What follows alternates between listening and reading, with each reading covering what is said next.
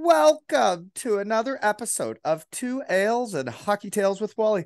And today I am so excited to have on a 27-year-old from Toronto, Ontario, Canada. His hockey journey has taken him to Canada, the USA, Sweden, Israel, and Spain. He is the Shed's second professional goalie to also become a professional player. He is another legend of the Israeli Ice Hockey League. And our first Shed guy to muck around in the Spanish Hockey League. That's as a player, folks. As a goalie, mucked around in the GTHL before spreading his hockey wings in Sweden, before returning to Canada to become a champion with the Campbell River Storm. He is now mucking it up with the Mississippi Seawolves as a player, folks. Oh, and he seems to be a world famous model as well. Welcome to my Shed, Jesse Mitchell or Michel? Michel or Michel, both are perfectly fine. Okay. Well, nice to meet you, sir. I get into how we know each other. Guess I didn't Yeah, know how to no. pronounce your name. That sucks. I should have asked before. Don't even, honestly, I get Michael, Mitchell, whatever, call I me was whatever you thinking like. Michelle, but I didn't know. If you don't It's a know, you don't tricky know. one. Don't It's know, don't Dutch, it's go. French. But how we know each other is Phil Bushbacker. And do you know they say shed guys, no shed guys? Um, when I said Yeah. you were coming on, he wrote, "What a beauty, another legend of the Israeli League." Phil Bushbacher is one of the most legendary journeymen of hockey in existence, a grizzled veteran, an absolute stud of a hockey player now who, maybe when he was younger, from looking at his elite prospects, potentially wasn't the very best, but he is living proof that a can do attitude and good work ethic will take you places. And you know what's interesting is I find hockey players all get better at different rates, and some people stop improving. You can see 10-year-olds that kind of stop improving that maybe were the best Nope. ones a couple years ago, and they're already not improving as much. And once that acceleration stops, she's hard to get her going again. Yeah, yeah. I mean, there's always everyone's got stories from their draft year of guys that were shoe-ins for the NHL. A great example. I have a wonderful, wonderful friend, and he's a fantastic hockey player, and he was up until the point that he retired. Troy Crema. He was identified as an 8-year-old to play in the NHL, and he had a great playing career. I mean, Yeah. he ended up going playing for Dartmouth, ended up getting a shot at the coast, and now he's a very, very, very successful entrepreneur. So no Oh, good hangups for about it him. at all. But the But issue is, I yeah, think when people he start stopped going tagging at like guys at five 8, that's nine. weird. Yeah. Well, and Yeah, it's hard. Like, and you know what? Playing Dartmouth, NCAA, and getting up to the pro level like that oh is a yeah. that's not many people are doing that. And he was working in venture capital in New York before, and I mean the opportunities that he got through the hockey world, and we still have a good friendship, and he's a great guy. But it's tough. Everyone's going to have their different rates of development and different factors that we can't always control are either going to push us forward or inhibit us more. Well, and I think the real hockey guys find ways to keep improving and keep staying in the Yes, game. sir. And Bushbacker is a hockey guy, right? 100%. The most hockey guy that there is. I'm not sure if Phil told you this. I got a fun little story about him. I don't remember where he was playing, but he'd tell you that on the one jersey they misprinted it and they put him as Phil Bush Basher. That's my favorite Phil Bushbacher. Basher. Bush Basher. Was So that now in the whenever I see, Israeli league? no, he told me it happened a few seasons beforehand. He's like, yeah, it was hilarious. So I'm like, Phil Bush Basher. There he is. So yeah, I guess you're our second Israeli league hockey player. And Mm-hmm. the other thing was when I was going through your poster picks and I'm looking at the top half where you're holding the trophy, and I'm like, geez, that looks like a goalie chest protector. Like that looks like a goalie. And then I look at the next picture and you're playing, and I'm like, gosh, I'm confused. Yeah, surprisingly, that first picture wasn't just all my muscles bound up in a player chest protector. Yeah, I started originally as a goaltender, and unfortunately, due to torn ankle, I took time away from the game, and I did a lot of other interesting things with my life. And in that time away, I was modeling. I'm not pretty enough anymore to model, but I did Calvin Klein, Diesel, D Squared, Versace, Armani, and I was also got a pro football contract in that time. I set the unofficial record for the 2,000 meter for indoor rowing for Canada during that time. What?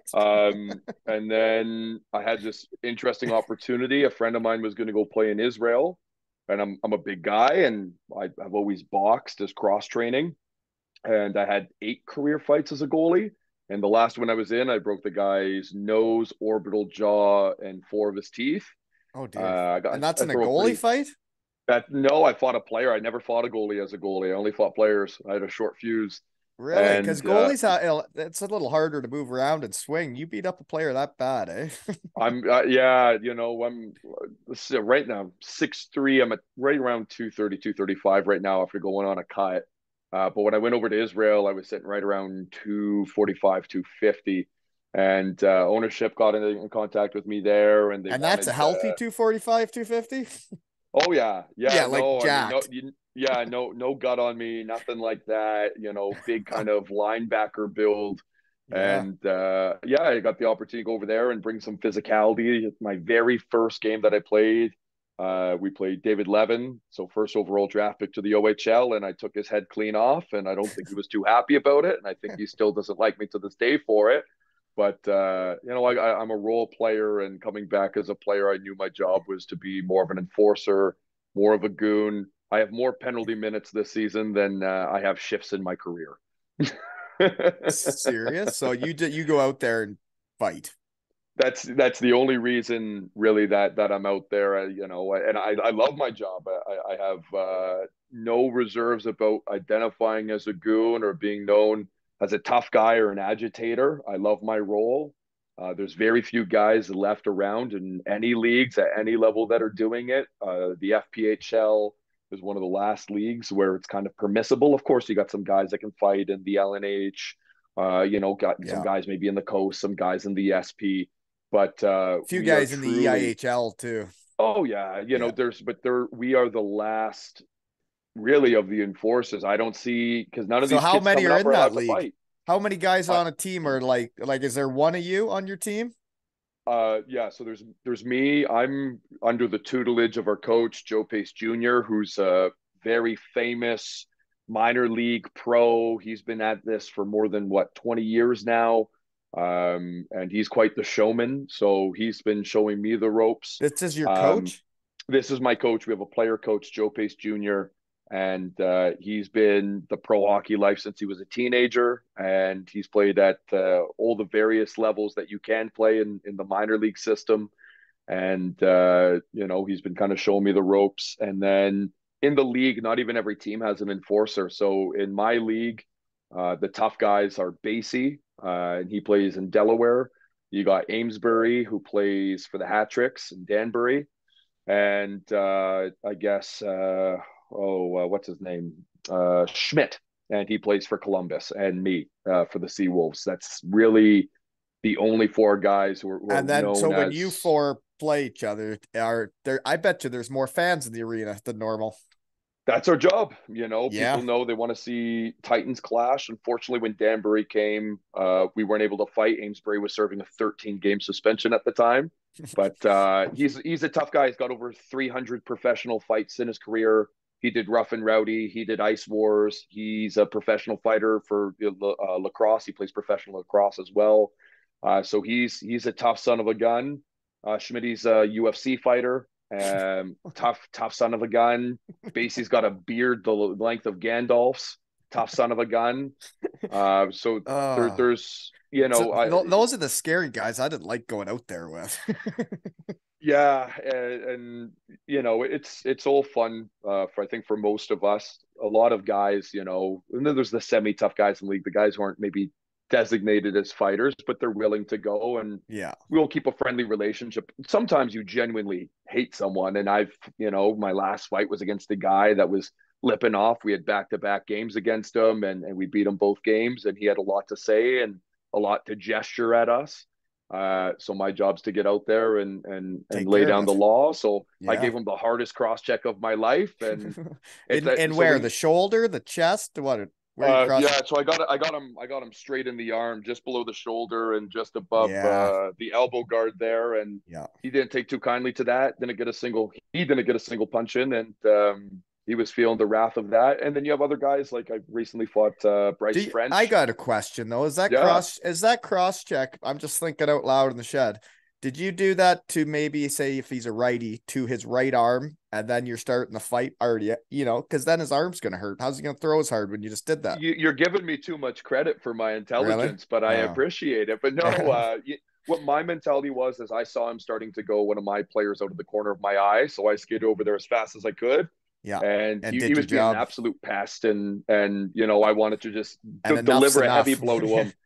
Oh yeah, you know at that point, you know I don't want to go on the record saying intent to injure, but you know, we're hockey's police officers in a certain way. If Yeah. the ref doesn't want to throw you in the box or doesn't want to throw you to the game, I mean, Well, and that's he's for got your to own learn a protection. lesson too if he's going to be acting like that and being the pest and making gestures. Like if you're making Yeah, gestures, it's usually time to get beat up, right? if you Not if you old see me, hockey. if you see me on the bench or you see me out on the ice, you should know, Not hey, to do I got to that. behave this game because Yeah. the only reason I get a paycheck is to keep things in line. But you know, then there's like I said, there's the brighter side of things. I recently fought Bryce French, and we have a good relationship. He's a great guy. He's a full time cowboy in the off season. He's a rodeo guy.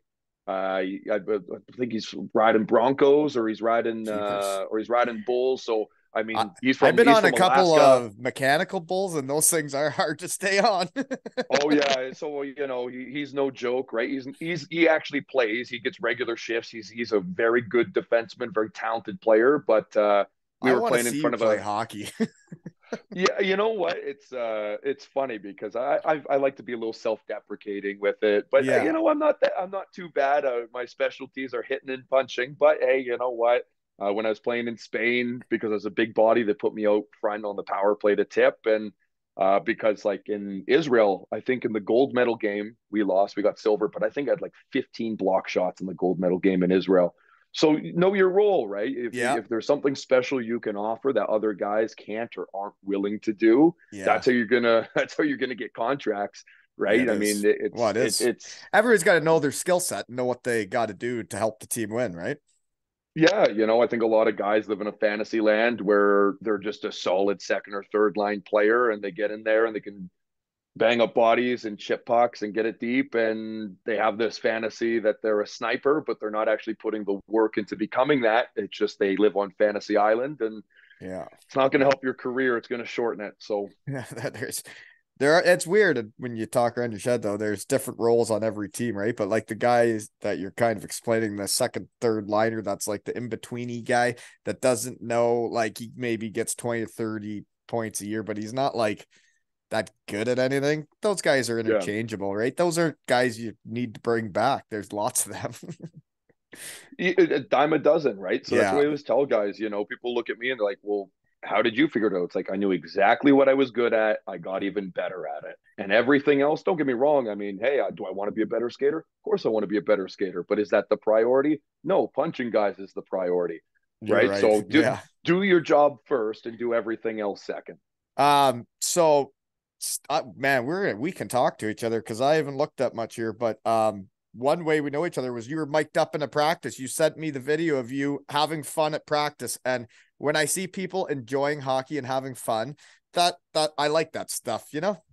Yeah, Hockey yeah, should be fun. I think that's the whole point of the game. That's supposed to be fun, but winning's fun, so it's hard. But you know, when you're in minor hockey, especially, you know, and I'm fortunate to get the opportunity to speak to a lot of guys that play AAA and Junior A. I like to educate these guys something that I wasn't necessarily told. You're in the entertainment business. You just happen to play hockey, yeah. right? Especially in the minors, because you're in, you know, we're in Mississippi, we're in Biloxi, and you know we get great fans. We played up to up to what 6,000 people in our arena at most. We just played in Baton Rouge. We did a sold out series there, almost 9,000 seats sold. These people are looking for a show. Some of these people have never seen hockey in their entire life. It's not like Canada. They didn't grow up skating. There's no frozen ponds out here to Yeah. go out with your buddies. It's not the culture. So you need to deliver something. So if that's fighting, great. But if that's having a warm personality or doing more meet and greets, or I love doing things with the schools. I get really involved in the schools. Just the other day, we were there just going to hang out with the kids. And we played floor hockey with them, and we played dodgeball with them. And I was only supposed to stay for one class, and I was there for the grade twos, and then I stayed for the special needs class, which is like so touching. And I love having the opportunity to give my time to people that it means something to. And then I ended up staying for the grade three class, and I was there for hours, and it was only supposed to be like a Wow. 45-minute engagement, but you got to really love Well, it. And and that, but yeah. like, I think that's what hockey's about. Is like, I posted a few things about it, is like players can change kids' lives, and it doesn't even have to take much. It can happen in a night. It can happen just from meeting the player after the game and him signing a hat or giving them a stick or giving them a puck. Like, you literally can change a kid's lives. Like, kids are so Mm-hmm. impressionable. And like, for me, my story, like Tom Kuhnackel, who we played against each other in Germany. We knew of each other because I had played in Landshut, where he's from, before he made the pro team, and he was a young buck, but like, we didn't know each other. And I reached out from my old line mate to him way back when I'm out of the game. And he, after a game in Toronto, came up when he's playing for the Penguins and brought a signed Penguins hat for my son. And he had just Mm, watched, my son had just watched him play in the NHL in his first NHL game. He like knows the guy, right? And then we yeah. follow his career. He goes to the Islanders. I obviously am going to get tickets to the Islanders game the next year. And he came and met us again. And I had got my son a jersey. We get the jersey signed. He meets all these players. And Tom Kuhnhackl, being a nice guy and coming up with a signed hat to meet my son, who he didn't really know, changed his life. And now my son wears number 14 because of him. And Awesome. I got one more cool story about that. Is right before we came on today, is like, speaking of why they wear numbers, is I just found out there's Rah, my buddy in Cardiff, that I went to the bowling night with my son, and the little fellas became buddies. That kid is still playing hockey, and he's wearing number 18 because of me. And I thought that was the neatest. Ah, I thought that was the neatest thing ever. That there's actually a kid out there in the world that wears 18 because of me. It yeah. almost buckled me across the pond. Yeah, no, of course. I And mean, it's because I went listen, bowling with him and I was nice and we became friends, you know? and you know what? The power that players have in kids' lives, and I got, so many stories, but I'll tell you one negative one I had as a kid, and I'll never forgive this guy. Kyle Quincy, notorious, uh, bit of a D-bag, if I can use that terminology, was playing for the Red Wings. And I went to Roger Nielsen's hockey camp as a kid. This was after Roger had already passed, but they kept Yeah. the camp running. And that was back in a different era of hockey camps. It wasn't skills and drills. It was practice and tournaments, and it was just fun. And you went swimming and you played Xbox. It was It was a great camp. memories. It was a camp, right? Yeah, Like, it's proper camp. a proper day camp of, like, you get to meet kids and have fun, right?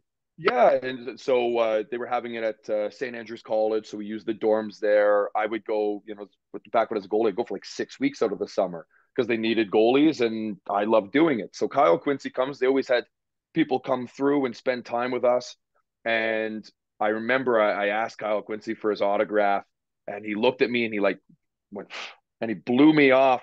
He's like, no, and he just like his attitude, his demeanor, everything about him. He was such an ass. I remember that season, that very next season, I was watching with my dad. He got a concussion. I don't think I ever cheered for someone getting injured so hard in my entire life. Well, But then you got a guy. kids remember what way it went, right? Whether the guy was Yeah, nice, and it's the same, not just for the kids, but for the adults, right? Like, I remember yeah, there were players in professional hockey that wouldn't give the fans the time of day. They weren't going to take the picture. They'd walk by them like they didn't see them. And it's like, the person literally was just asking you for a picture. How'd you walk by them? Like, how could you do yeah, that? yeah. And then the good example, Eric Lindros. He was only supposed to come for like one ice session, because that's all he had time for in his schedule. And he enjoyed it so much, he stayed the whole day. He brought a stack of cards. He signed every single one of them, made out a purse. I still got it at my parents' house in a photo album.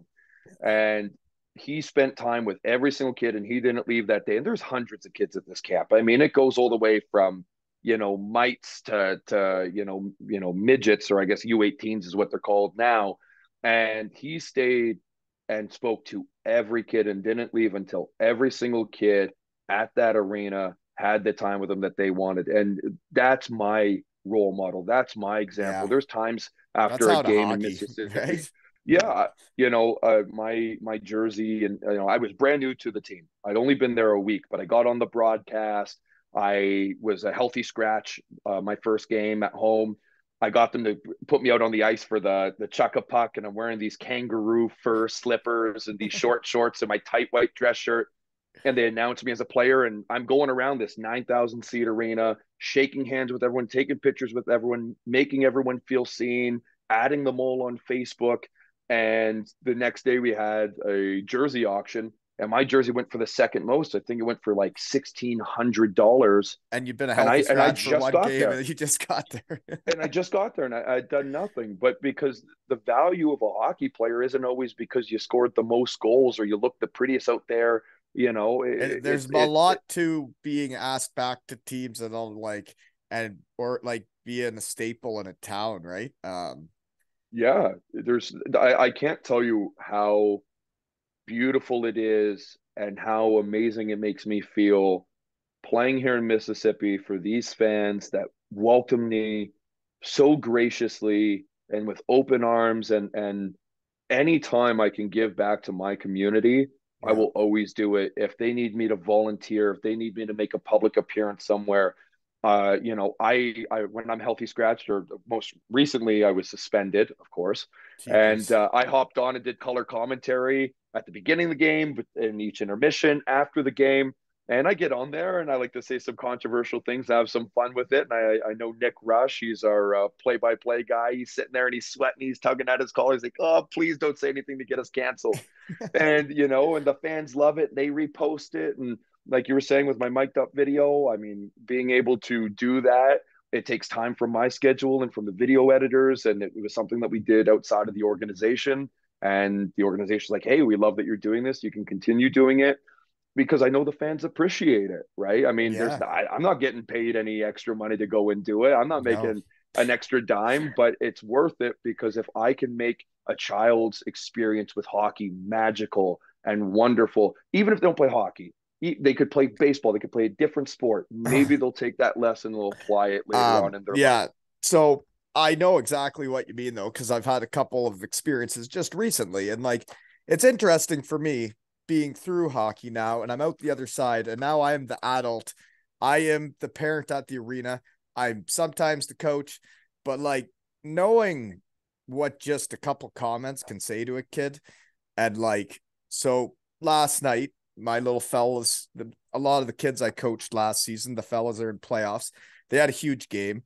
And this one kid, Ronan, who I coached last year, who the start of last season, he's playing defense and he couldn't turn backwards one way. And we would have a laugh and we'd work on it. And he'd be laughing, I'd be laughing because he kept falling and he wouldn't want to do it. So he'd spin all the way around, right? Instead of pivoting to his right. Yeah. And now that guy, like after last year, we had so much fun. I think I got there are a lot of them are hockey guys now. And this kid, to see how he plays now, to see how well he played last night, he's their horse on D now. He's a bully out Nice. there. He runs the show, and like he's the man on D now. And I just like I'm not like close with the family, but like that kid and I have a bond, and like so I went up to the old man and said, "Hey, I just let you know I'm just gonna like to say a couple words to your son before he leaves tonight because I'm really proud of his as being his coach last year, watching him play now." And he's like, "Yeah, man, like he's starting to get it, but yeah, that'd be great." So then when he came out of the locker room, I just said, "Hey, Ronan," I came up and like put my arm around him, like, as your coach last season, watching you play now makes me very proud. And you could just see the look on his face that like it didn't take me much to go do that, you know? Yeah. Yeah, and the thing is that I've learned more and more as I've gotten older is we live in a society where men aren't always told that they're appreciated or that they're valued or that we're proud of them. that Right. we see their struggle and we see their triumph. And I think it's part of a rite of passage when the men that you look up to in your life as a youngster give you that rite of passage of saying, I'm proud of you. You Yeah. worked hard. You earned this. That sticks with you. I mean, Yeah. hell, I mean, even if it comes to a compliment, I remember just about every single compliment that I've ever gotten in my entire life because Well, we you're don't live you're in a you're you're society that totally right compliments. though, is that you don't ever hear, right? Like the people don't say nice things to you. I try not to say nice things to people, even in my shed. Right? This is about the only time I'm nice to my buddies. The rest of the time I'm chirping them. But like Yeah, same.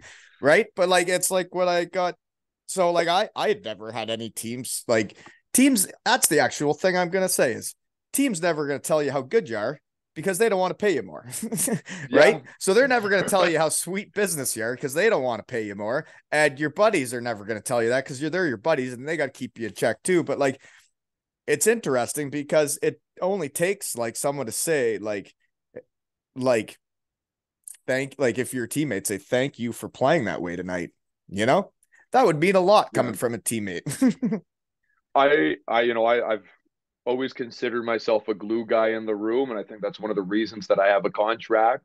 And it's funny, one of the things I do, and I do it every single game. I tell the guys, I give them a big hug, and I tell them I love them. Yeah, And that's great. and some guys laugh about it, but it's like the boys know You if go around the shit room and do that down, to every guy. every guy, every game. I give the girls a fist bump on my team that Yeah, I coach now. I coach yeah. under 9 gals. We're undefeated, no big deal, right? No, there you go. Yeah. Hey, Well, for rings are me, coming soon, eh? honestly, for me, it's been the coolest ride ever because we start the season half ice. It's really funky here in Canada, folks, but we start this season half ice 4-on-4. And then come January 15th, that magical day, all of a sudden we switch to 5-on-5 full ice with offsides, refs, like full Dang. hockey out of nowhere, right? We haven't even had positions yet. And to see these girls go from the first half of the year where we weren't keeping score and we weren't winning many games. I was keeping count. But I tricked them and they thought they'd won.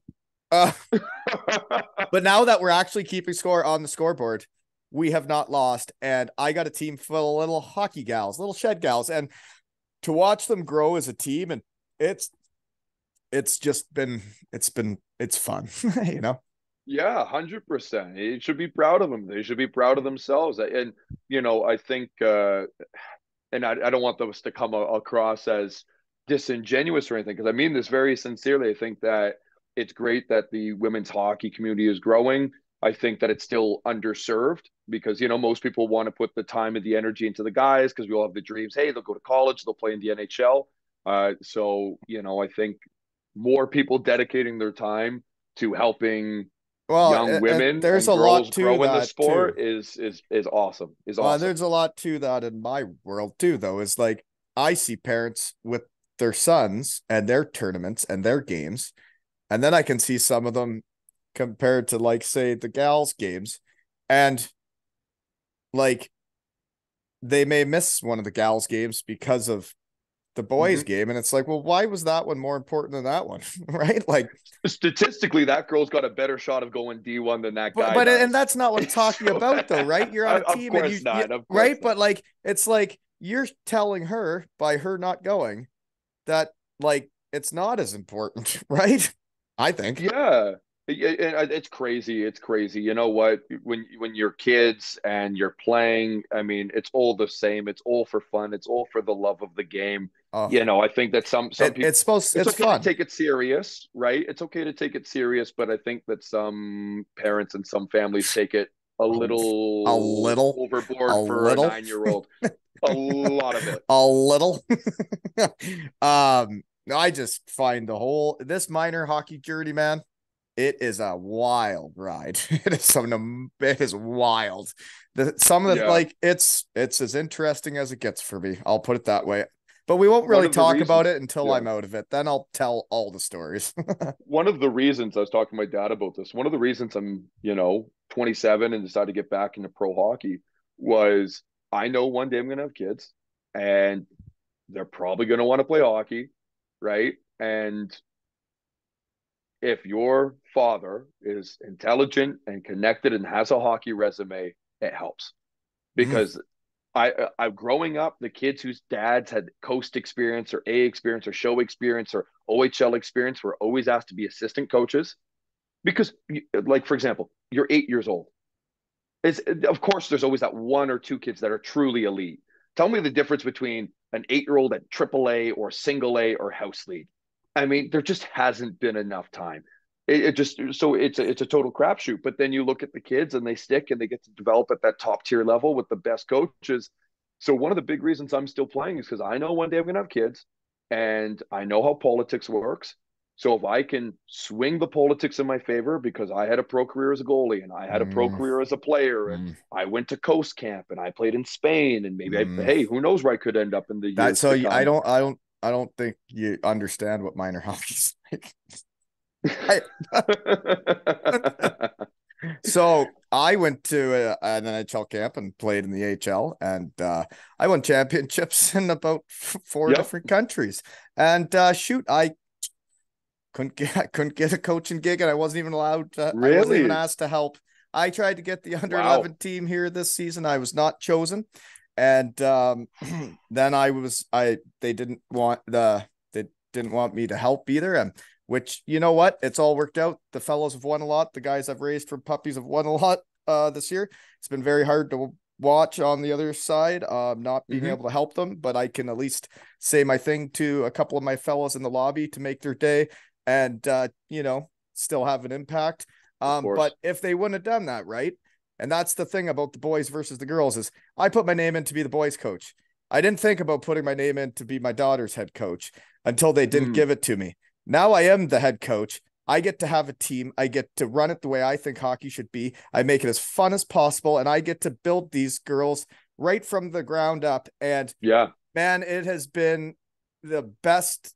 The last two seasons of coaching the boys and the girls has been, it's my favorite part of hockey, I think, is like knowing what you can do for a kid. Like tonight after practice, I have to help, with the nets with the Zamboni. And then I come off and one of the girls is already gone that was sitting beside me. And I had a picture in my shoe. She had left a picture there.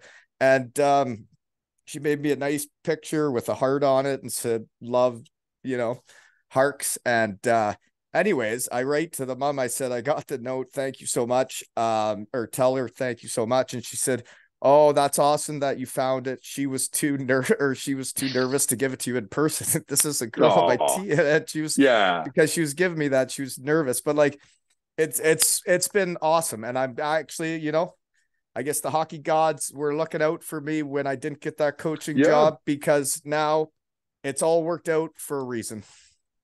We get handed a torch, I think, from generation to generation. And I recently got to speak to a couple of my coaches when I was in school that I haven't had the opportunity to speak to. And they weren't even my hockey coaches, they were my volleyball and basketball coaches. I went to public school till grade 8. I went to private school in high school, but my public school was almost run like a private school. We had amazing teachers and amazing volunteers and in our community. Whether I was a theater kid and I was an athlete, I was kind of doing it all, and the lessons that they instilled in me and the young man that they helped me to be, it all stuck. And I carry a part of them with me. I carry their legacy. I carry their memory, and they did such an amazing job helping me to be a solid young man. Yeah, well, you're That being I owe that to them. self-deprecating too, though. I mentors help you, guide you, but like it's up to the individual to be Oh, who of you are, course. I right? mean, But of like course, but I know what you mean. Is like I try to take the best things and things that stick with me from everybody I meet, and all the different captains I had, all the different coaches I had. I try to take the the best parts they had, or like for coaches that I didn't like, I try to be the coach I would want, is what I do. yeah. And then I don't know. Yeah, I don't know where I was going with that. Of course, it always falls back onto us ultimately, of course. But I've seen people who were filled with talent and ambition and limitless potential. And unfortunately, as younger men or as younger women, they weren't as lucky to be given the people in their life that I was. God bless me when he gave me the parents that I got who tirelessly battled politics with me. My parents bought a condo for me to live in so I could escape the OMHA because my hometown center, the Central Ontario Wolves, refused to release me. I had other AAA teams that wanted me. I had Phil Keston at the Waxers organization who wanted me there. I had Oshawa who wanted me to play AA and then move up to AAA. This was before you could just move around. Your home center owned you. And my So what parents, your yeah, home yeah, center was AAA though? yeah. I'm from Port Perry and our home center is Central Ontario. So why didn't you want to play there? They wouldn't take me. They would hold my rights. So you wouldn't be on Always the until the team and deadline. you wouldn't make it, but they wouldn't let you go, They and wouldn't then because they then they wouldn't wouldn't cut take me. you on the team. Yeah, because they had until the season started, like 2 months into the season. But by then, guys already signed other goalies, were kids. Thank God these coaches had integrity and refused to sign a kid, cut him, and take me because they're already 2 months into the season. This is youth AAA. Yeah. So I got stuck, and my parents bought a condo so I could move my address to Toronto, get to the GTHL, and start my career. But I had exceptional player status offered to me in my major Bantam year to go to minor midget to play for Ontario Hockey Academy. My home center had to release me, and they had to write off like, yes, we're giving your card to them, and they refused. And Come on. as a goalie, could you imagine how different my career? Now I'm very happy with my career and I'm happy with who I am and I don't regret anything. But I'm just saying, could you imagine? You know how many goalies get exceptional player status to go from major bantam to be a starter in minor midget in their draft, in a draft year above them? It Yeah. would have completely changed the Shane, marketing around me, would have changed the hype, would have paid. that I and that mean, and that's interesting, right? That you say that is because I'm living in small town Ontario.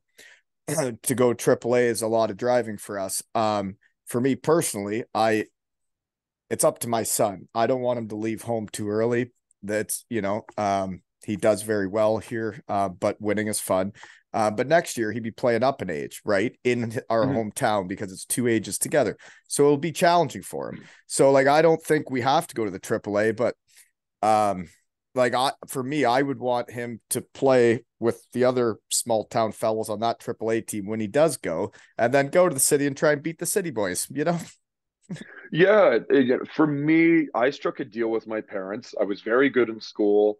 I was very motivated, and I was interested in a lot of different things. And my local high school was ranked very high for weed usage, and back then it was still illegal. And I grew up in a very conservative Christian town, and my neither of my parents drink, so I grew up in a sober house, and I knew how bad the drinking was. I have a sister who's 4.5 years my senior, and I struck a deal with them. I said, guys, I really don't want to go to my local high school. And they said, okay, well, what do you want to do? I said, well, I know that there's these schools in Toronto, which I learned about from going to St. Andrews College for Roger Nielsen's hockey camp, that specialize in athletics. And I said I'd like to apply to them. So my parents said, if you can maintain being on the honor roll Yeah. and you get accepted on the merit of your own hockey, you can go. So I got accepted to SAC, I got accepted to the Hill Academy, and I got accepted to Peak, Premier League Athletes Collegiate.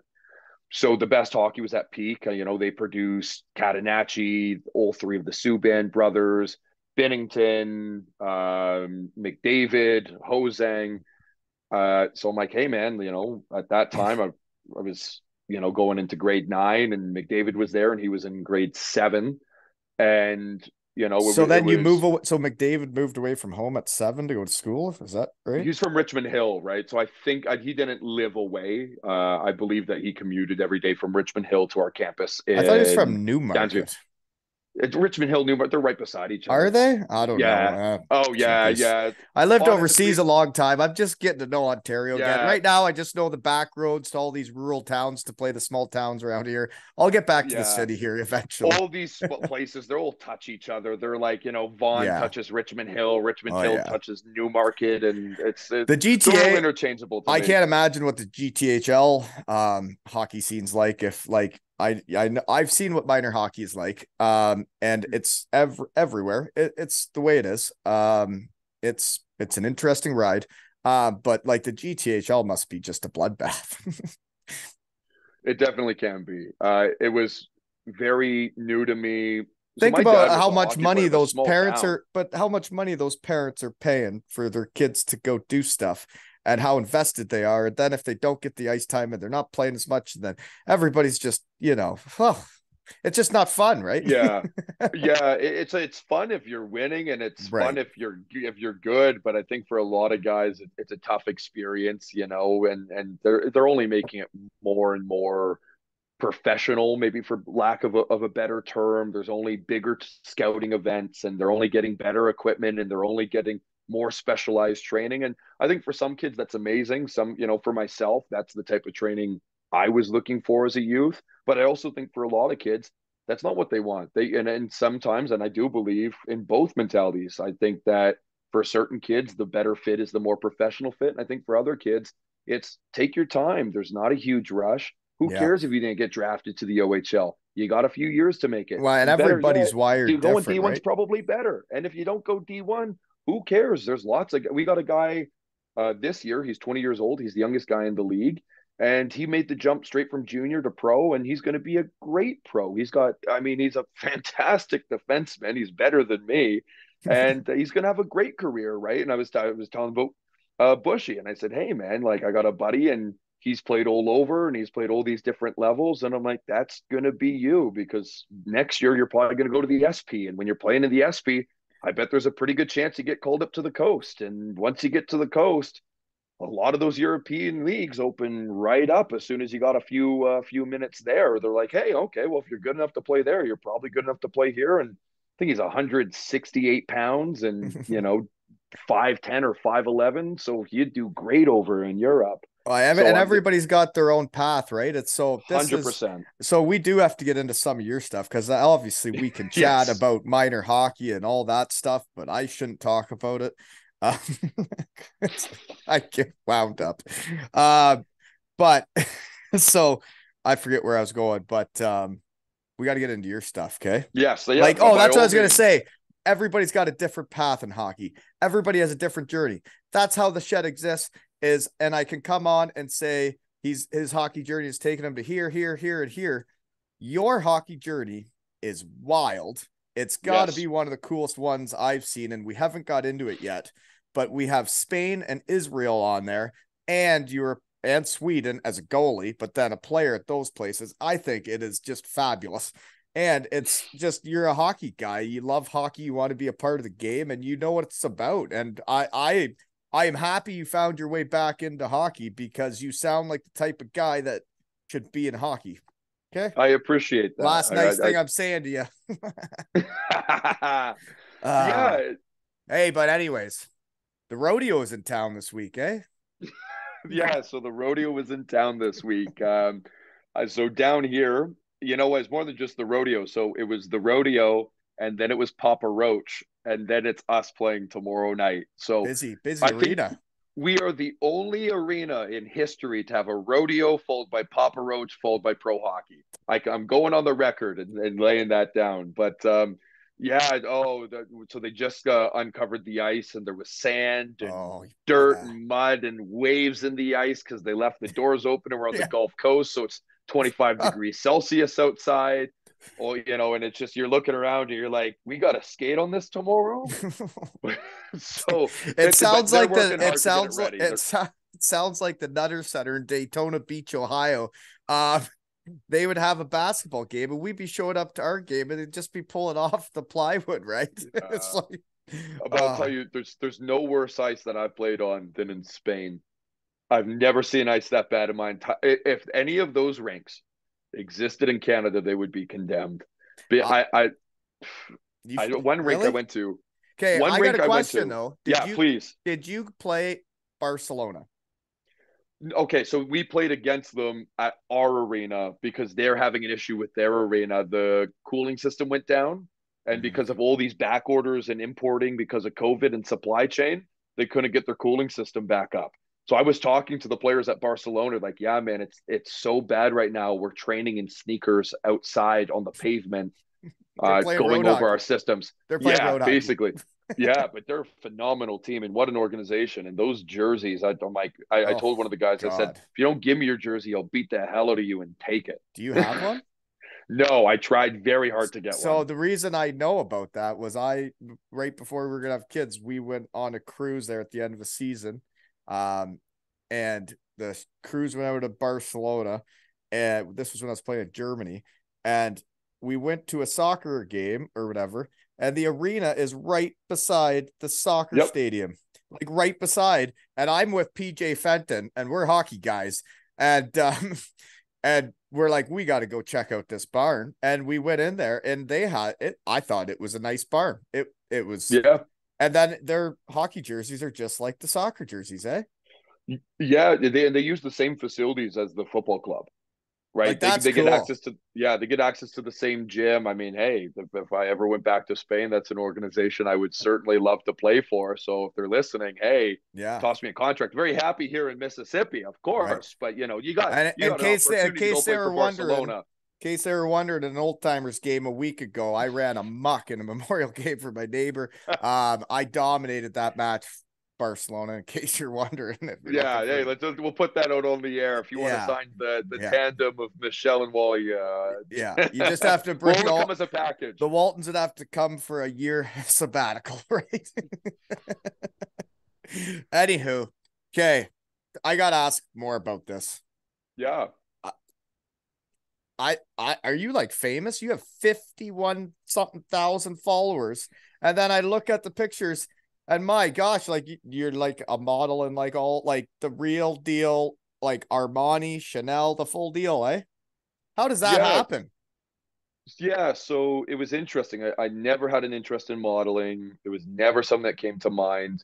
I was playing hockey. I was 19 years old, and I got a job at Cabana Pool Bar. And I was doing like some like promo work at the time. And I fell into being a erotic dancer. I was doing a Magic Mike show. And yeah, so I had some headshots for that. And I was at work at Cabana, and the designers for D Squared, which is was at the time the second largest design house in Italy, came up to me. They said, "We love your look," and I knew who they were, and I got talking with them, and they actually paid Cabana $1,000 to let me off early to go party with them.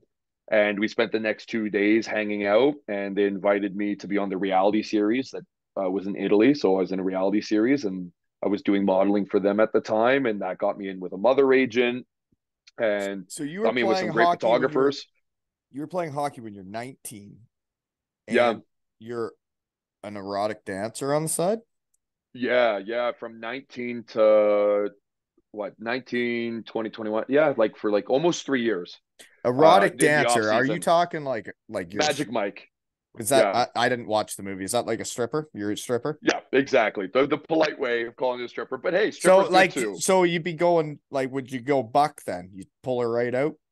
No, girls don't like the buck service, right? No That's called way. full buck. They like no buck. Mm. It's more about Like a G the like just covering the jock deal. strap, nice thong, whatever. Okay. We get it. We get down to brass tacks, and I had a great body, and I was very shredded back then, and I didn't Me have any too. tattoos. Actually my 20 bomb season at Hawkesbury, I missed training camp because I was modeling in Greece. And I think offered me a contract. They said, "Listen, I'm going to Greece. This is my last shoot before I get into the season. I won't miss anything else, but I'm not signing here if I can't go do that. I'll go to I'll play for Brooks for the Bandits. I'll go to Melville." And then they're like, "Fine, fine, fine. Okay, we'll let you do it." So I was doing that, and that built up. Most of the following was the modeling and that. So you went on a reality show in Italy. Yes. How long? You lived in like a house with people and lived No, there? so it was only when I was there for modeling. So I'd go for a week or two at a time. So I was in 2 seasons. There was the one time I was in Capri, Italy, and then the other time I was in Mykonos in Greece, and that's when I appeared. I didn't get through to the final round of cuts in production for the Mykonos episodes, and the reason for that was a labor dispute, to put it in the PC terms. Not trying to cancel anyone. I'm already on the record with what had happened. The gentleman who owned the brand came on to me. I said, no, I'm straight and I have a girlfriend and I have no interest in being, doing homoerotic things for money. No offense to anyone who does, but it's certainly not my Yeah. fancy in life. Right. And Everybody should do whatever they want. And if you don't of want that, course, yes. exactly. So 2 hours later, came back with a ticket to, Mhm. and didn't even fly me back to Toronto. Flew me to Montreal, and I had to get my own way from Montreal to Toronto. But that's when I decided to pack up the bags on modeling. I had a few negative experiences that I've talked about on other podcasts and stuff. And listen, I'm fine Oh, so to, you go on whatever. multiple podcasts, eh? So you are I've done famous. I've done a few. I've done a few. I'm not even a wrestler. I did a wrestling podcast, but it was Really? just kind of Oh, a offshoot one. And I've recently received an offer to do pro wrestling. So that's cool. fun, random things that happen. And then But you and should, then are you just some like, other you mean hobbies. just to be one time, like go out and do it for a night? I think you should. So they that's kind of how it started. And then they said, well, we think your personality and I, stuff would I'm, line up great with pro wrestling. And then the pro wrestling podcast I was on, my friend Taylor Wilde, she is with Impact Wrestling, and then she's like, "Hey, I think this is a great idea for you. Like, if you need to workshop anything or train." And you find yeah, so yourself I'm into a lot of considering it. stuff, eh? I've done it all. I owned a women's fashion company and I built that to seven figures in revenue. And then I exited it. I own 25% of a development company in real estate. We've done 35 million in deals over the past 4 years, 4.5 years. I've done a lot with my young life. How'd you get real estate, eh? How'd you get into that Yeah, one? yeah. So I was involved. It's a family business. My parents only built something maybe once every 4 years for a long time, and I was in the business and they kind of made it clear to me there was no room for me to grow. So I left and I did my own thing and they saw my success in there and they said, okay, well, it's not nepotism at this point. You're clearly a successful entrepreneur. And they invited me back and I helped build the company from one build every 4 years to going close to about four builds per year. So I just finished a $6 million home in Uxbridge on 17 acres, beautiful French chateau. I have three projects in the go for resorts in Muskoka. I have one project in the go in Tremblant. So we're right across from the mountain there. And You're playing pro hockey in Mississippi. yes, so obviously the ground freezes up in Canada during the hockey season. So we're not doing a lot of building during that time. And when it comes to all the planning and development and design, I do the design. I work with my team of architects and engineers. And I do all the interior design, all the furniture, every aspect. And when it comes to building, I've built every part of the house from wiring them to plumbing them to doing the foundation. Only I did roofing once, and then my mom said, "Please never go on a roof again." So, hey, I'm not going to complain about not having to do roofing. Dude, And I was yeah, saying you were into a lot of stuff before I knew all the stuff you're into. yeah, I do a bit of this and I do a bit of that. Older I get, the more of a Renaissance man I seem to become. But Yeah. follow your passion, and Uh, once you uh, get good at a few things, you can get good at a lot more pretty quickly. yeah, no, it's true. And believing in yourself and feeling like you can do it is a big deal, you know? People are their own biggest roadblocks in life, and I see it time and time again. If I listened to every person that ever told me no, I would have done nothing with my life because everything I've ever done has been outrageous and crazy. Yeah, yeah. Who thinks you could be a multi-sport professional athlete? When I told people, I had a kind of bet with my dad. I was kind of out of athletics at the time, but I was still keeping in shape. And I told my dad, I said, I bet I could make any Olympic team in 2 years. He says, well, maybe not any Olympic team. I said, okay, maybe not any Olympic team, but how about this? A Olympic team for Canada. And he says, well, what would you do? And I don't I do hockey might be a stretch though, right? hockey with yeah, that's what I said. So what he said, well, what do you think you could actually do? And I said, okay, well, I boxed, but might be a little tough. I've been boxing for years, but I just wasn't at that level. And then it dawned on me. I said, well, I row. I've been rowing for years. I got a gigantic legs. I have a huge back. 90% of rowing is done through your legs and your back, maybe 95. It's barely your arms. People think it's way more your arms than it Yeah. actually is. And I was on my Concept 2 machine, and little did I know, I looked at my time because I was just pushing it one day. I said, let's just, how fast can I go? And I unintentionally broke the Canadian record at the time. It was during COVID. And yeah, what ultimately ended up interrupting me continuing to pursue that was I, through a series of events, got an offer to play Aussie rules football, and I signed a pro contract for that. I was Shut training on, up.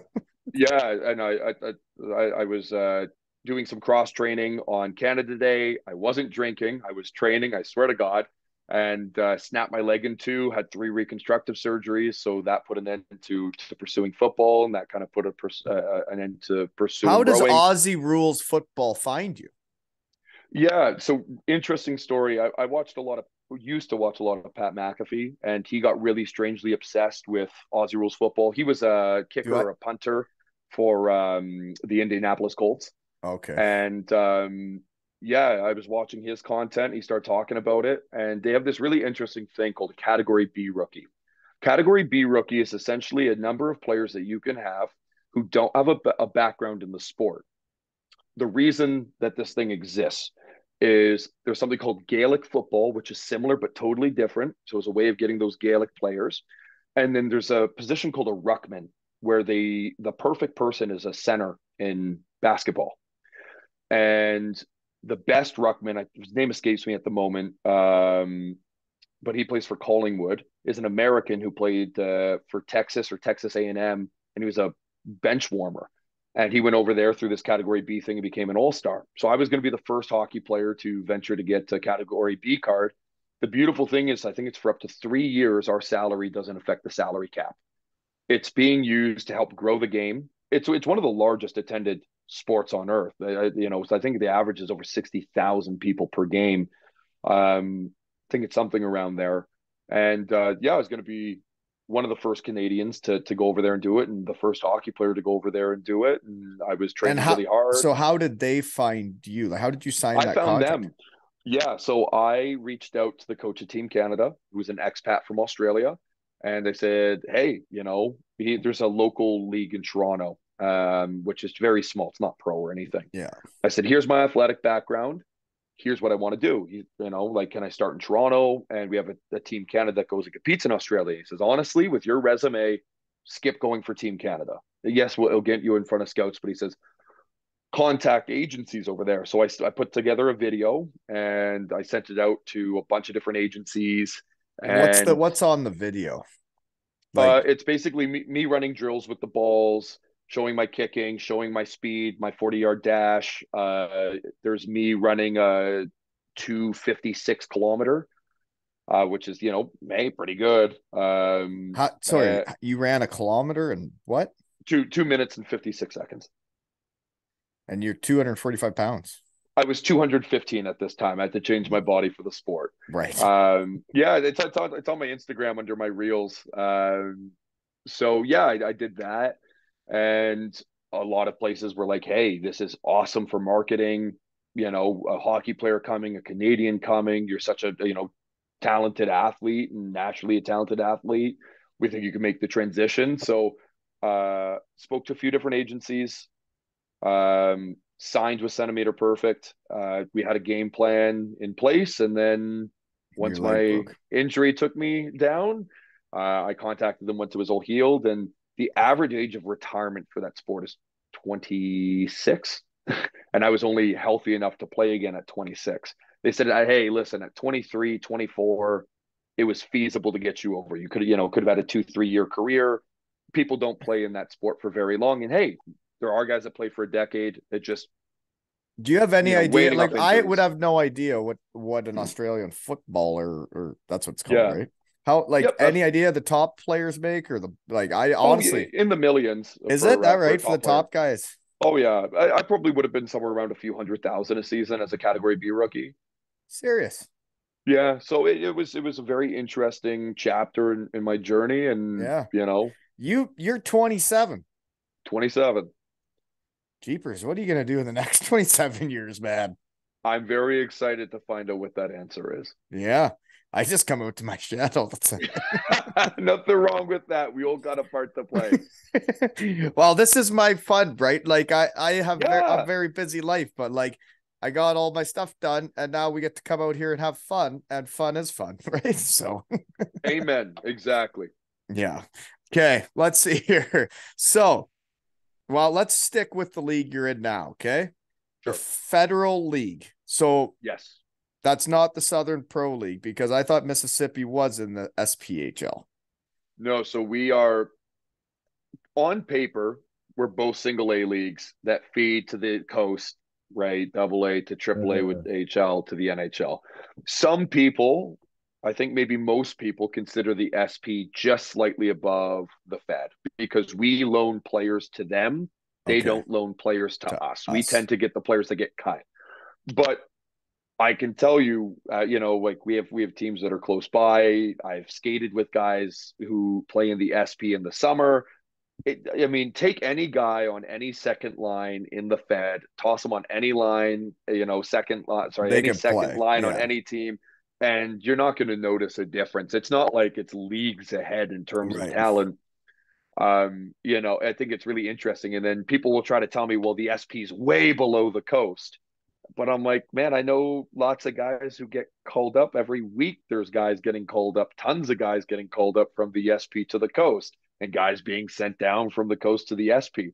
I I think that I people, remember some guys I played against in college that like I see them out of college and they're playing in the SP and I'm like, no way, that guy's way too good to be there, right? And then yeah, they play a season or two and then that's it, and you're like, geez, I thought that guy was a player.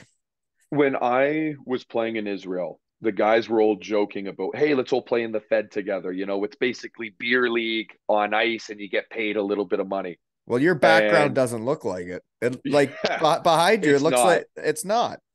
because guys, I remember I was playing for the Cornwall Colts at the time.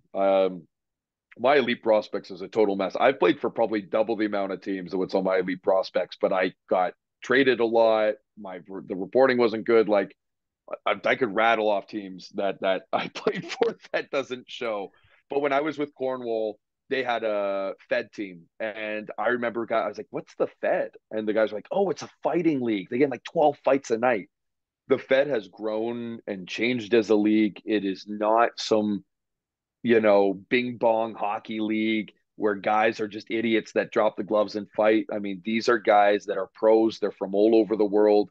I mean, Well, the and that's top, what I yeah. got that mentioned here is your team in the Fed has Swede Kazakhstanians, I guess you call them, And he played in the Ukrainians, KHL.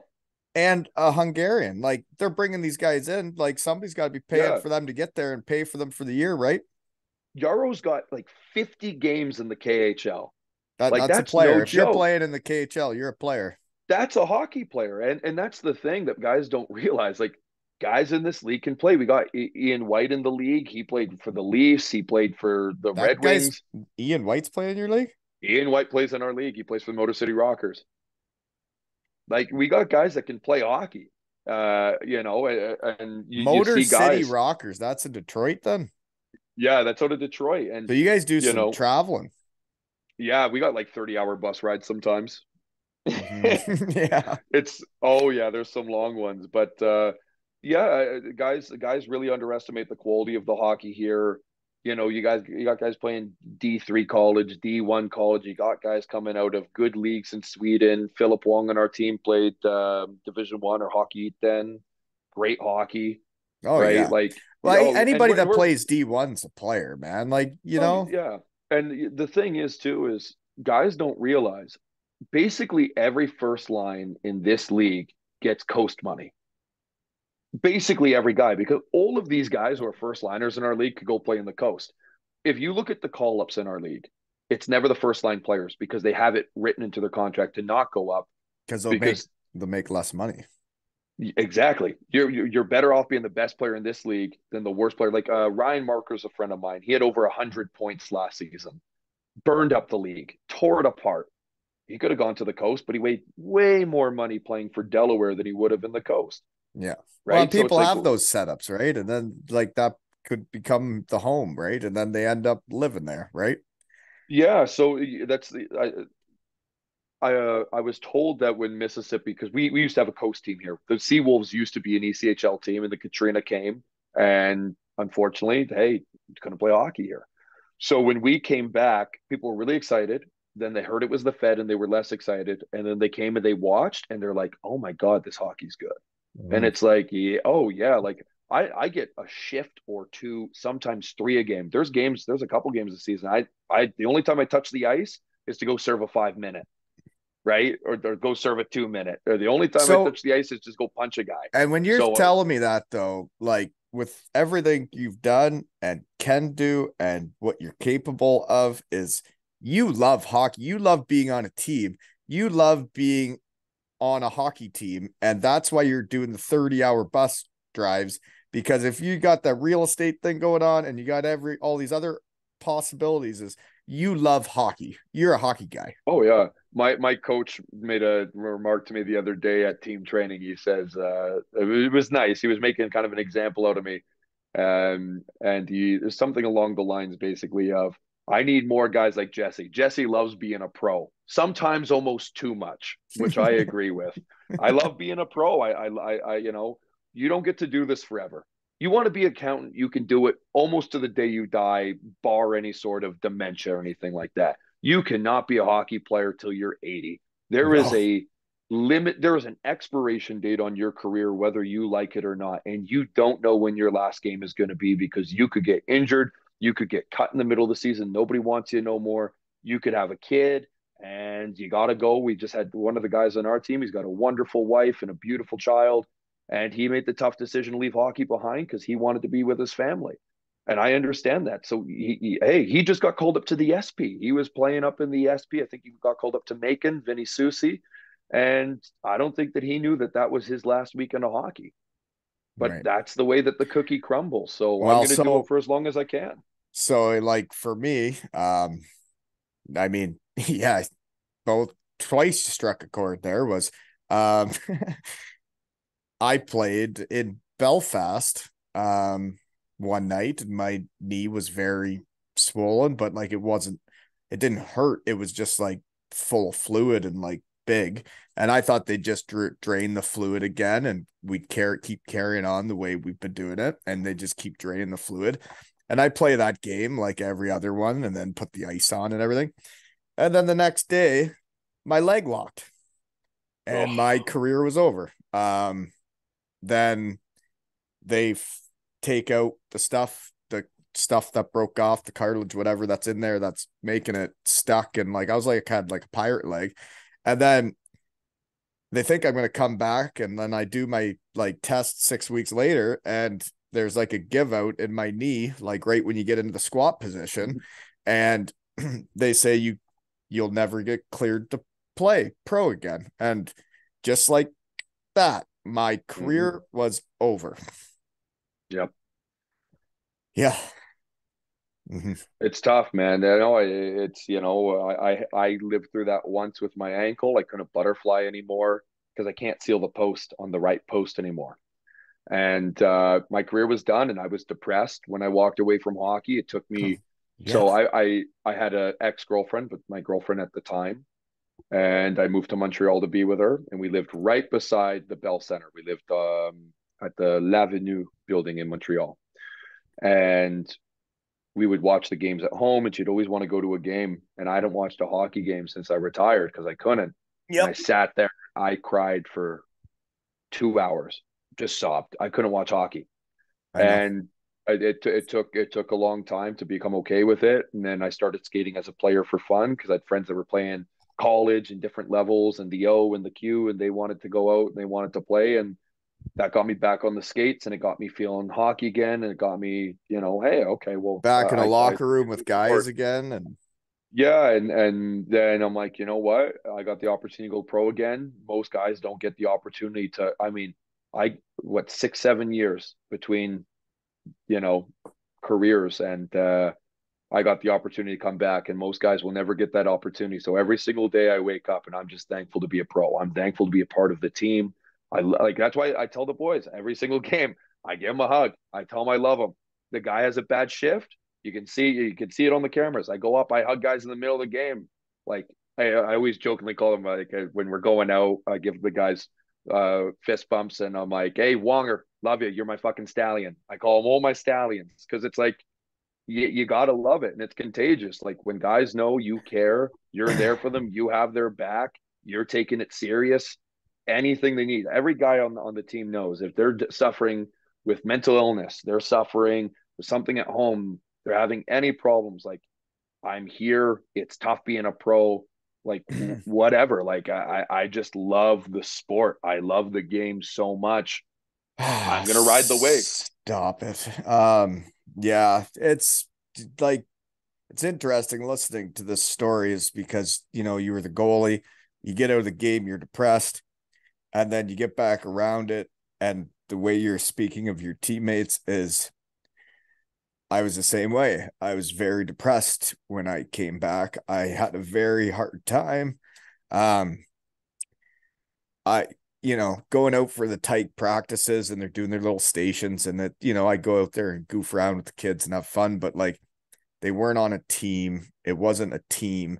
And then last season when I got a team and like I got to care about each kid and try and teach them how to hockey and everything about it. We got to play for trophies.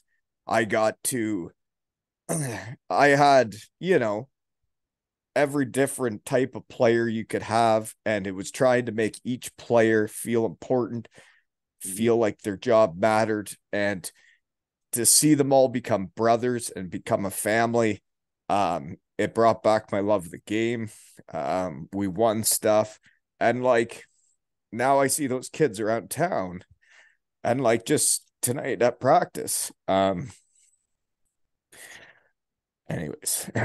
No, I get you, man. It's powerful. Being a team and creating a family and creating a culture is so important. And I love that we're living in an era where we can talk about mental health in hockey and after our careers are done, and that we can be there for each other. And I tell every guy I've ever played with, they know if they're having that they're dark your day, teammate for life. yeah, When you're for you're life. you're when you're my teammate, you're my teammate for life. And it's the same for guys I never even played with, that once we do this and I know what you're about and I know who you are, you're my teammate now. And I Yeah. this has brought back so much for me too. But what I was going with was at the end of my practice, a couple of my fellows I coached last year were coming out for their practice after on a not my son's team, a different team. And like they when they see me and like they like make a point to like come over and talk to me, and like we like Yeah. I can see how much it all meant to them and me, and it means a lot that like we have that bond for life. And like I'm Mhm. gonna get to watch these kids grow up in this little town, and I know we'll see each other at functions when they're older, and like we'll get to have beers together and talk about the good old days. And like that's hockey. It doesn't matter how old they are. They're my teammates for life.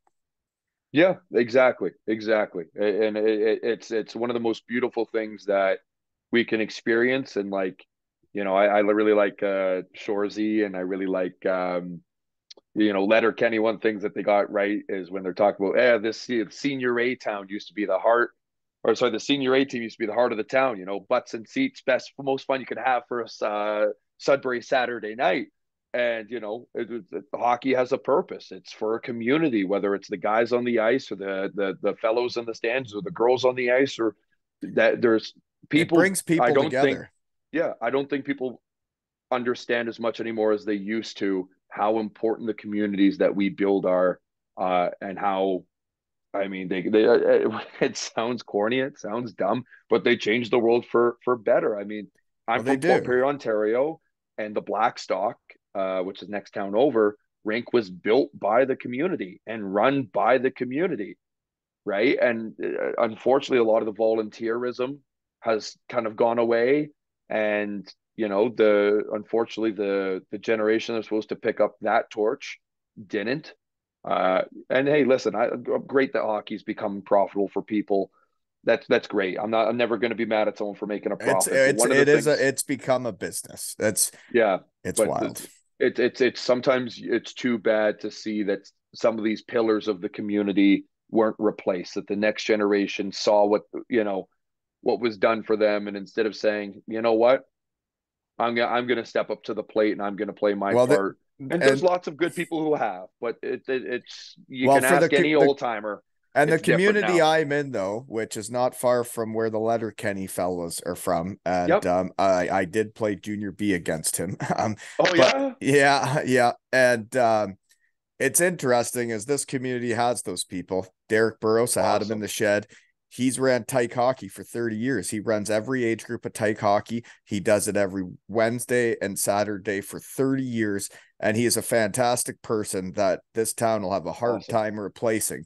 But this is a hockey community. And like the fellas, little fellas are in the playoffs right now. And like everybody talks about it when you're around town. Everybody's talking minor hockey about what team's doing well, what age group's doing Yeah. well, who's winning this, who's winning that, and it does bring communities together. And I'm living in a community where that's still a thing. So I'm happy to hear that your community is doing well. I know in Port Perry we had to merge together with Uxbridge when I was a kid.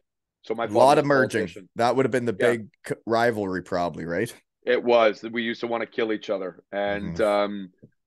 the house league just in Port Perry had like 6 teams for my age, and it was so busy we'd have to be on the ice at 5 a.m. on the weekend. Oh, those Now parents would have between loved that. Just loved yeah, that. but Loved it. but and Uxbridge had their own house league. I don't even know how many teams that they had, but they're a double A center and we were a double B center, so they were a bigger center than us. And now, one of my friend's kids is in minor hockey there, and he was saying between Port Perry and Uxbridge, they barely have 4 house league teams. Yeah. We had more than that just as Port Perry when I was a kid. And listen, part of that has to do with the cost of hockey getting so crazy. Part of that has to do with other sports becoming better, and having more access and social media and being able to follow other passions. But I think a big part of that is that volunteering. Different communities were different, but my dad was telling me, he's like, yeah, he's like, when I was a kid, the Zamboni guy, he was a guy who kind of bummed around and maybe he made some money, but he loved hockey, and it was parents that were going out there and flooding the ice, and the concession was run by the church group, and it was a community of people It was, volunteering their yeah. time for the greater good of the youth. And now everything is for profit. And listen, like I said, I can't hate, people got to make money, and I respect that, but it's night It and day, the landscape. But I'm very happy to hear that hockey in your community is doing well, and I hope that it Well, stays that way. it's doing well on that side, but then there's definitely room for improvement in other Yes. areas. Yeah. Yeah. That's as hopefully as my business continues to do well. Um, I would really, really love to be able to continue to give back to minor hockey. I've tried. I was doing the goalie coaching a few years back for the Waxers team, the U16s, and I was out skating with the U18 Whippy team this past off season while I was just getting ready to go to Israel with Frankie Littlejohn's team. And you want to talk about a journeyman. I think he's got 20 years in the minors as a fighter. He's a tough son of a gun. That would be But tough. yeah, oh yeah. So as time moves forward, and I've been nagging my parents to get more involved in minor hockey because they were fantastic, absolute pillars of the community. My dad, for my summer hockey programs, was always the team trainer. My mom had done the accounting for teams, it was the treasurer. Like, my parents donated a lot of their time to my Mm. hockey, and to make sure that it was working well and to not take any money, because lots of parents say, oh, well, we need a few grand to Well, do that. My parents like, no, no, no, no, no, don't give us anything, put it all back to the kids. what the way you were raised sounds right. I do my best with this whole dadding thing. But like my son would go out and help with tyke when my daughter started. And I'm coaching her now and she's getting more and more into it. Nice. And she's asked me multiple times now that like I don't have another kid in tyke, but she wants to go help tyke. And I'm like, okay, well, let's find a night that works and we'll go out with Derek Burrows, the fellow I mentioned, and we'll go help at a station with random kids different age, because Yeah. I think when she says that, it makes it, it feels like I'm doing a decent job if she's I would wanting say to, you're doing a good job. I right? would say you're If she doing a wants great to job. go, yeah, well, you do your best, forget the rest, right? Yeah, no, But if she that's wants what to it's go all help the about. other tight kids, and she, wasn't even into hockey a year ago, and now she wants to go help the younger kids, I'm like, that's neat, right? And now my son Yeah. still goes out and helps me coach the girls, and whether he can move pucks for me, but otherwise he gets to stick handle around, shoot pucks, and it's more ice time for him. But it's Yeah. all fun. We got to get into your gosh darn career, man. We're talking too much. There's a lot to cover. We haven't even got into your poster picks, so I'm gonna skip those for now. Okay. Okay. I want to talk about. Let's see here. Hmm. Well, we talked about the GTHL a bit, and there's a bunch of teams you didn't mention, but you played for Markham and then the Toronto Red Wings. And you know what's Yeah. interesting for me is how cutthroat all these parents are. How, like, I have parents telling me what I should be doing with my son and what he should be doing. And I'm like, you're telling me what to do. Like, I've played Yeah. hockey. I know what to do. Like, if my son wants to stay at home and play with his friends for one more year, I think you should. I completely agree. Right? I think hockey should be fun and you should play with your friends. And then there will be an age where it's time to go. But if he's not ready and if he wants to stay here and win more with his friends and have that bond with his friends, that you grow up in a town, usually most guys end up there and they all end up there. And that bond you have with those kids you grow up with playing with, that is for life. And those are going to be Yeah. the guys that are going to be around in your life if you're in that town, right? The way that I like to think of it is, and it might sound a little silly, imagine yourself as a Gatorade jug. Okay. If you fill that jug slowly or quickly, it doesn't matter. It's still going to hold the same amount. So if they're thinking to themselves, well, he's developing a little slower than maybe he could. So what? He's Yeah. still the same jug. Yeah. He can still get to where The it doesn't matter if potential, he does it. It still exists. It's not like he's wasting his potential. He's a no, child. He's right? if And he's anything, having and fun playing hockey and he enjoys it. there's that. Did you see that headline? That kid graduated high school at I think he's like 9 years old, and I'm No. like, I think that's sick and wrong because that kid has missed out on developing social skills with his peers. Yeah. You Well, can't sacrifice everything for one thing. And I knew, and I hit a point. My parents didn't make me go and do it. I was ready when I was ready, and I went to my parents and I said, I am now ready. yeah. Right. So it's like when he's ready, of course, hey, put him through. And if he's still at that point where I'm having fun with my friends and I love hockey, what's more important? People forget it's all about the love of the game. I see some of these kids and they're so damn stressed out and they got a damn shooting coach and they're 10 years old and they got a dedicated one-on-one shooting coach and a dedicated one-on-one power skating coach. And It's you know like, what? And you know what's funny? Like you said, the Gatorade jug is only so big, right? yeah, And you guys can try and fill it up all you want when they're 10 years old. Do you think when that kid's played hockey all day, every day, even if he wanted to at 10 years old, it's like, do you let your kid eat the full bag of chocolate or do you give him just enough that he's dying for more chocolate? yeah, no, exactly. So it's like, yeah, like I said, different strokes for different folks, but I think that Mm-hmm. most kids don't want to be pushed as hard as they're being pushed. And don't get me wrong, there are kids, and I was one of those kids. I love being pushed. I love being busy. I hated sitting at home doing nothing. I always want if I wasn't You on the don't you ice you don't playing say. basketball, Your life yeah, sounds like you might like being busy. when I was a kid, I was in scouts. I played soccer. I played basketball. I played volleyball. I played baseball. I was in musical theater. I did background acting as a kid. Of course, hockey. I mean, I did everything to get my hands on because there's so much to experience. We have this big, beautiful life, and God has only given us only so much time to enjoy it. There's so many pleasures that He's given to us that we can embrace and play with and discover. So go do whatever the hell you want. If Yeah. like Well, I when you're my living, you should live and you should make every day a good day for living and giver, right? like I was talking about Philip Wong before, my teammate. he's never played hockey in the summer his entire life, and he's a damn good hockey player. And he's like, yeah, I need the time off. He's like, I get sick of it, and then he's like, I take the summer off. I play soccer. I have fun with my friends, and then I'm dying to get back out on the ice. And Yeah. he's a hell of a hockey player. And I don't think it would have made a difference if he was skating in the summer or not. Because I mean, this Well, guy and skates yeah, like a yeah, gem. He can fight. He can throw the body. He can put the biscuit in the basket. yeah. It's all He's it. well rounded. I know what you mean though. It's like Yeah. the gate. I pretty sure I have an idea how big my son's Gatorade jug is. It's Yeah. might be bigger than mine. Yeah.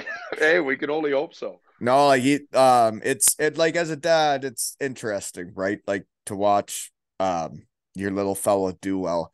The season he's put together has been it's been something. Oh, He's come a long way. He scored some big goals.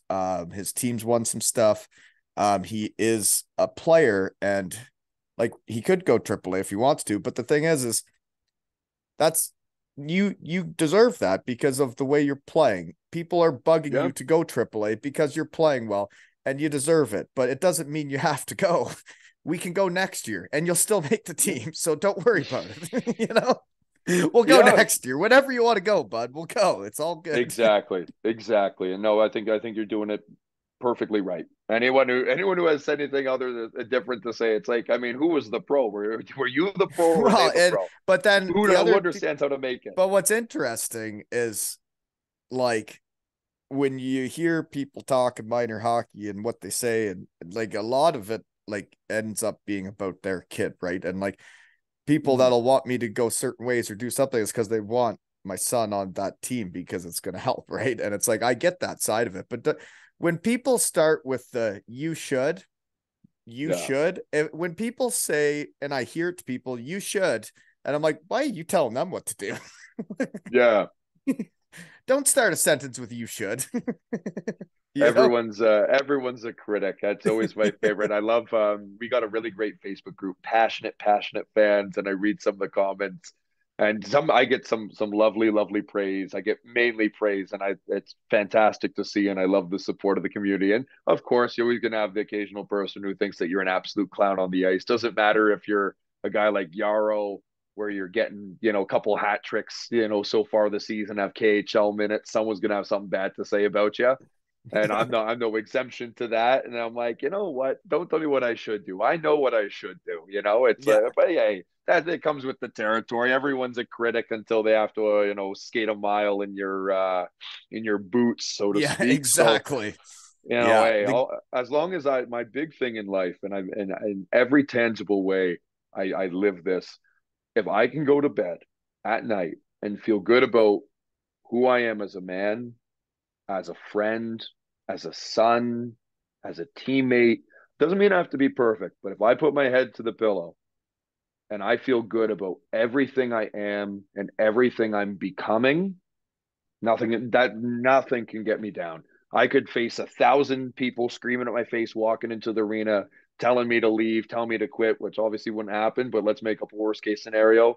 But if I honestly went to bed that night and felt like I was just doing the right things for me and the right things for my team, I'm unshakable.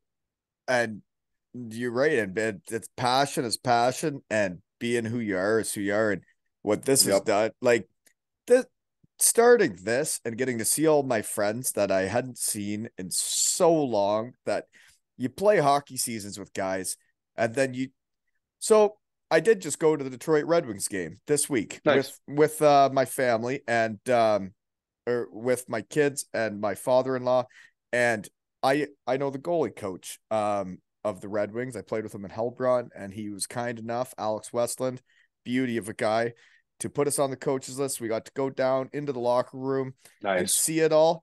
But like then I saw players on each team out in the hallway while we're waiting, and they literally stand there and do their talk.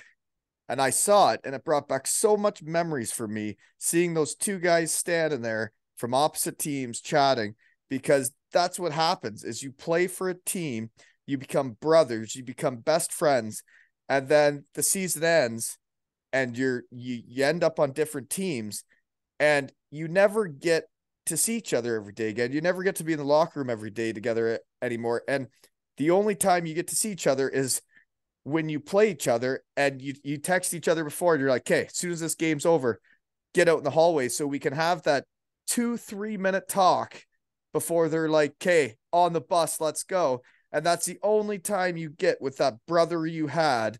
And then all of a sudden the game's over, and those 2-3 minute chats maybe weren't enough to stay in contact for life. And me starting this has brought everything back together, and has brought Yeah. so many shed guys back together, and all my friends. And when I started this, and like, I can go to sleep good, I'm pretty busy either way, but like, knowing that I've brought my friends back together in Yeah. some ways is like, man, it can make your heart want to pop, you know? Yeah. 100%. 100%. That it's the blood of the game, right? It's like, and even for guys like, you make friends with guys on the other team.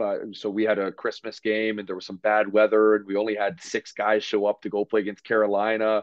We signed three local guys to 1-day contracts. It was a very funny game. And after, we get food provided from Carolina, and I'm sitting there, and one of the kind of agitators in the league, Schnapp, I'm sitting there, and we're sitting there for 30, 45 minutes, eating our pasta together, shooting the shit back and forth, becoming good friends. Now, every time I see him, we shake hands. I laid the hell out of him. I put probably one of the biggest hits of my career against him last game.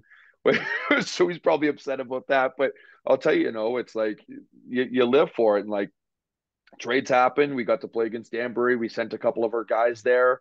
And, so when we have our morning skate, we went on first, they went on after. And before they went on for their morning skate, it skated up to Daniel McKittrick, one of the only, what's the word that I'm looking for? Were they a Nook? He's a native, he's Aboriginal, but but from the Arctic.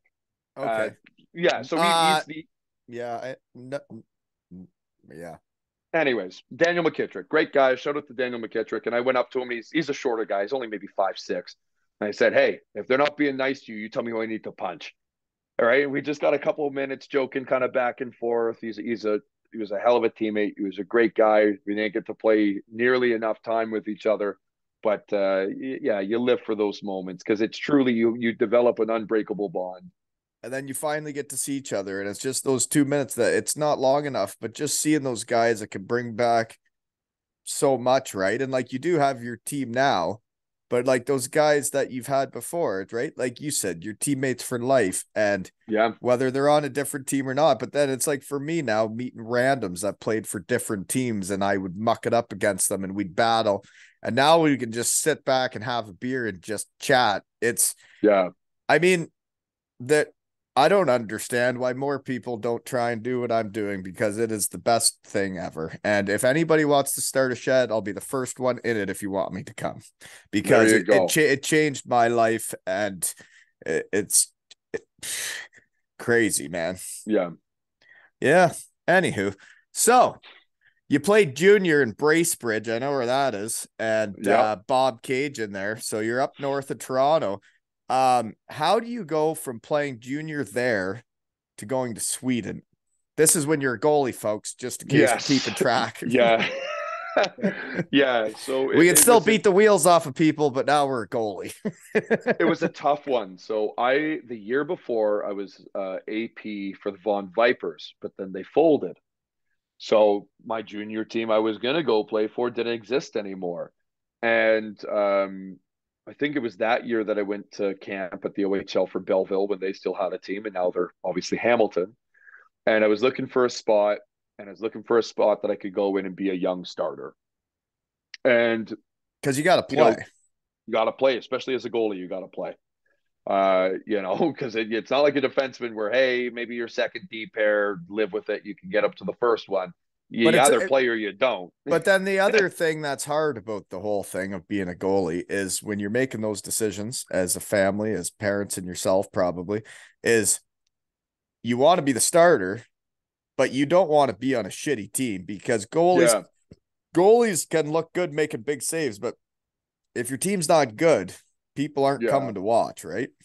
Yeah, so I was up at Bracebridge, and that was a good time, and I enjoyed playing there. And again, unfortunately, so when I was playing, I didn't realize how important elite prospects was going to be when I got older because no one explained it to me. I didn't have like an agent at the time or a family advisor.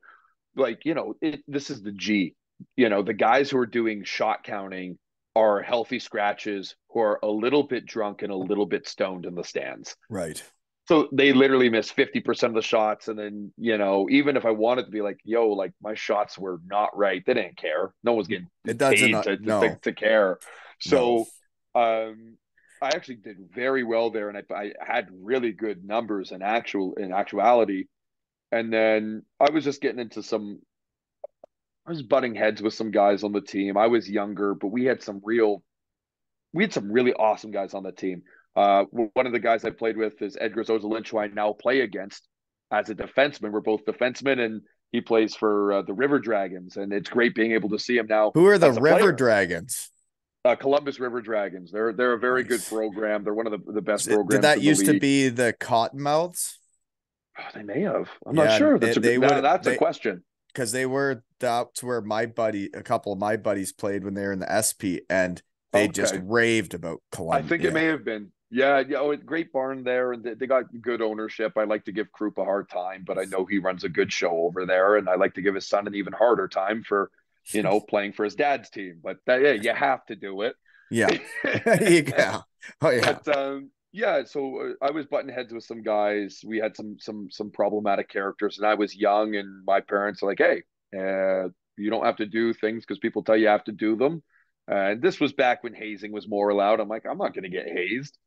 So I got traded to Bob Cajun, which was a very bad team, but we surprisingly ended up making playoffs, and we surprisingly won our first round of playoffs after being an absolute dumpster fire of a team. And then I don't even remember how I got in contact with Randy Edmonds, but Randy Edmonds had got me a deal over in Sweden. He had 4 or 5 different teams. That, yeah, we'll take this guy. And who's And that guy? He's an agent of some kind? yeah, yeah. Randy's with Quartex. Okay. So he got me there, and it was I mean, I was 18 years old. I'd only left the country once, and that was at 17 to go to Aruba with my parents. And I it was I got to grow up a lot, and I got to see some So how amazing did you things. make that decision? Like how did you decide Sweden's the right play? At that time, like Victor Focht had just come out of Sweden, and there were some hot young studs coming out of Sweden in the world of goaltending. There was also a system of play for goaltending, which was really being perfected by a goalie coach there named Stefan Persson. And Stefan Persson happened to be the goalie coach for the Olympic team and for AIK. And I played for Sollentuna. And lo and behold, Sollentuna was the affiliate of AIK. So I got access to, at the time, what people would consider globally the best goalie coach on earth.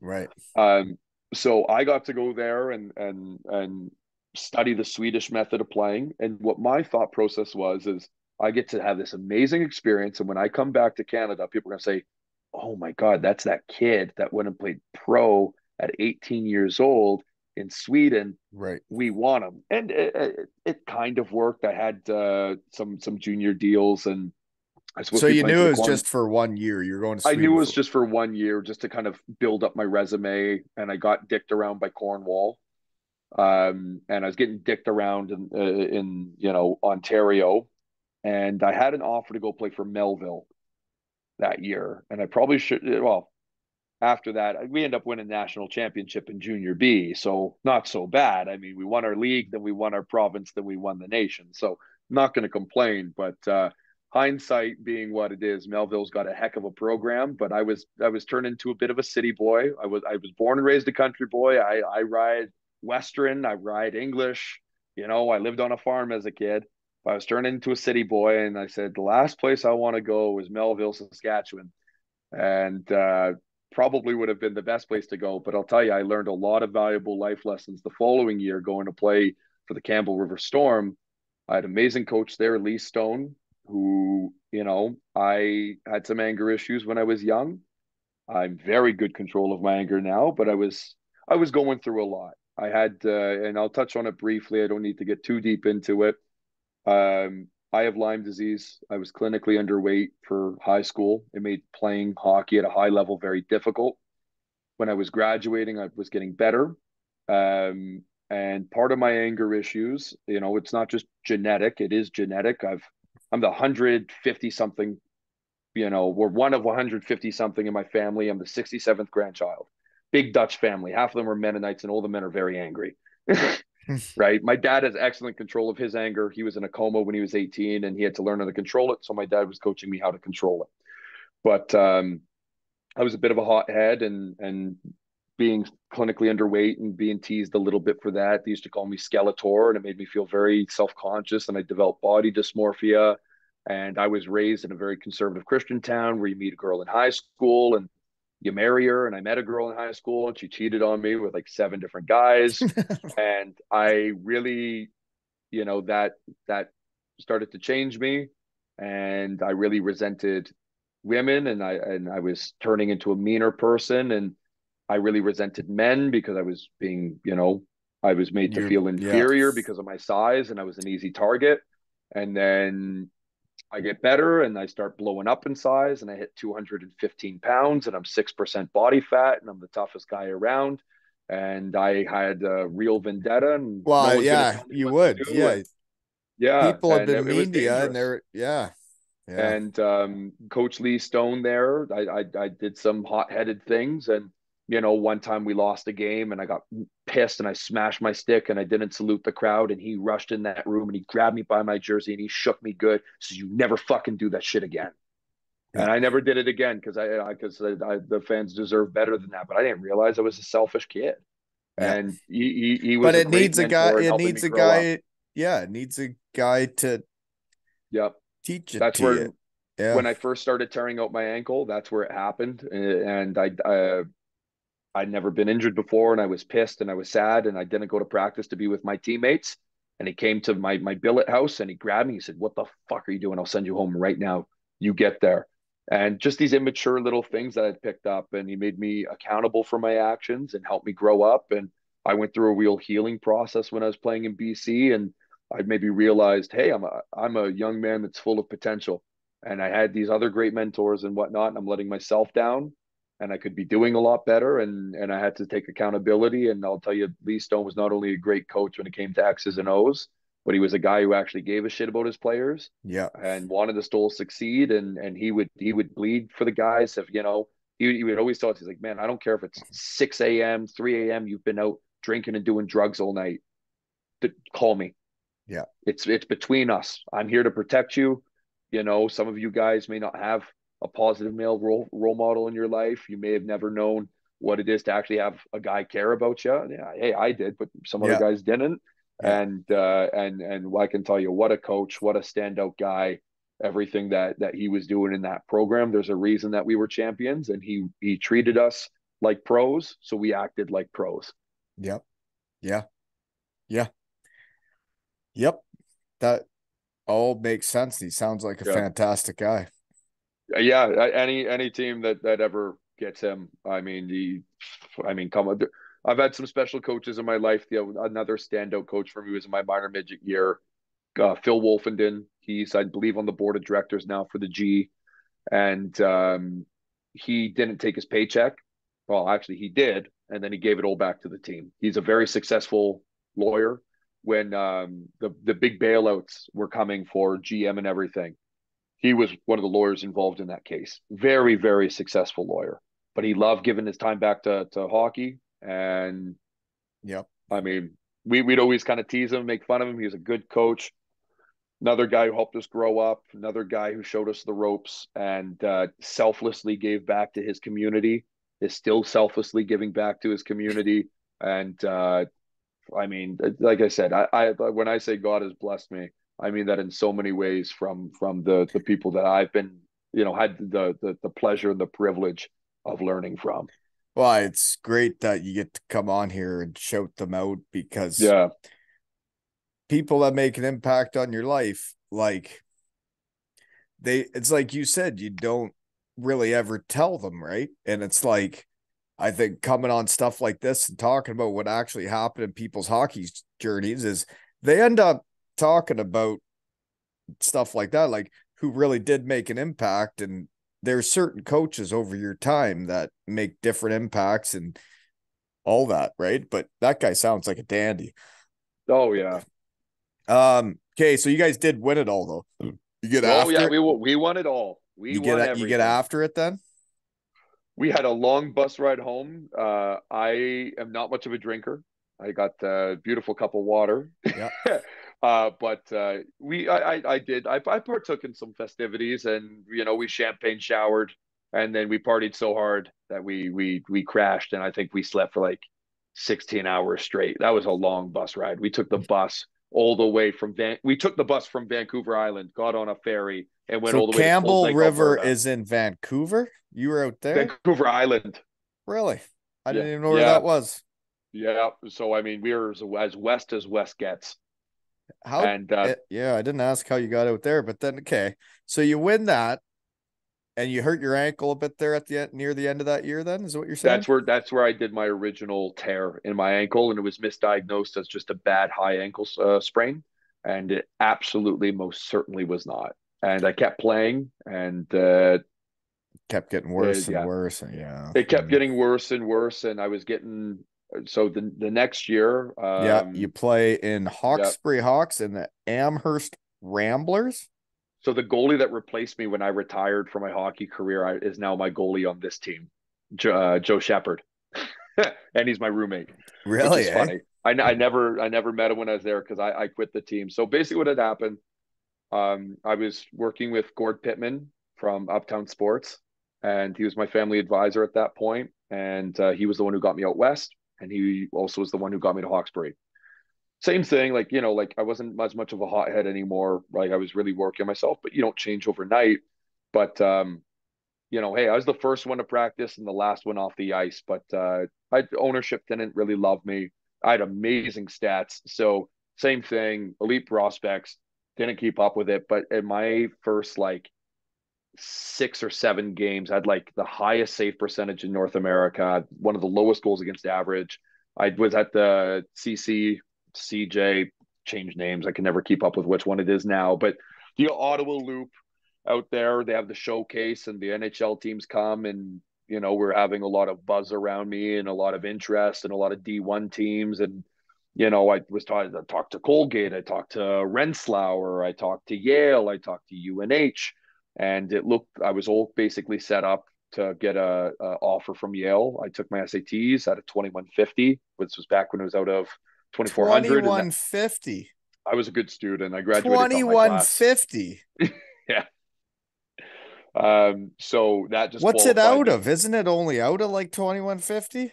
So it's out of that was back when it's changed since back then it was out of 2400, and back then the standard to be considered for Ivy League was 1800. So I was like 350 points above standard. Yeah, no, you're smarter than me. I, So I don't know if it changed from when I uh, did it to you, but like, so I had heard of those SATs. That was a thing, right? As a hockey player, yeah, you had to go do that to play NCAA, and once you decided you wanted to play NCAA, you had to go do that. And I remember studying for it and going to do it, and I had heard of guys that would have to take it multiple times because between the math and the other one, whatever your highest score in math was would combine with the highest score or whatever the other thing was. And yeah. then that was your total score, right? And guys would be doing it multiple times.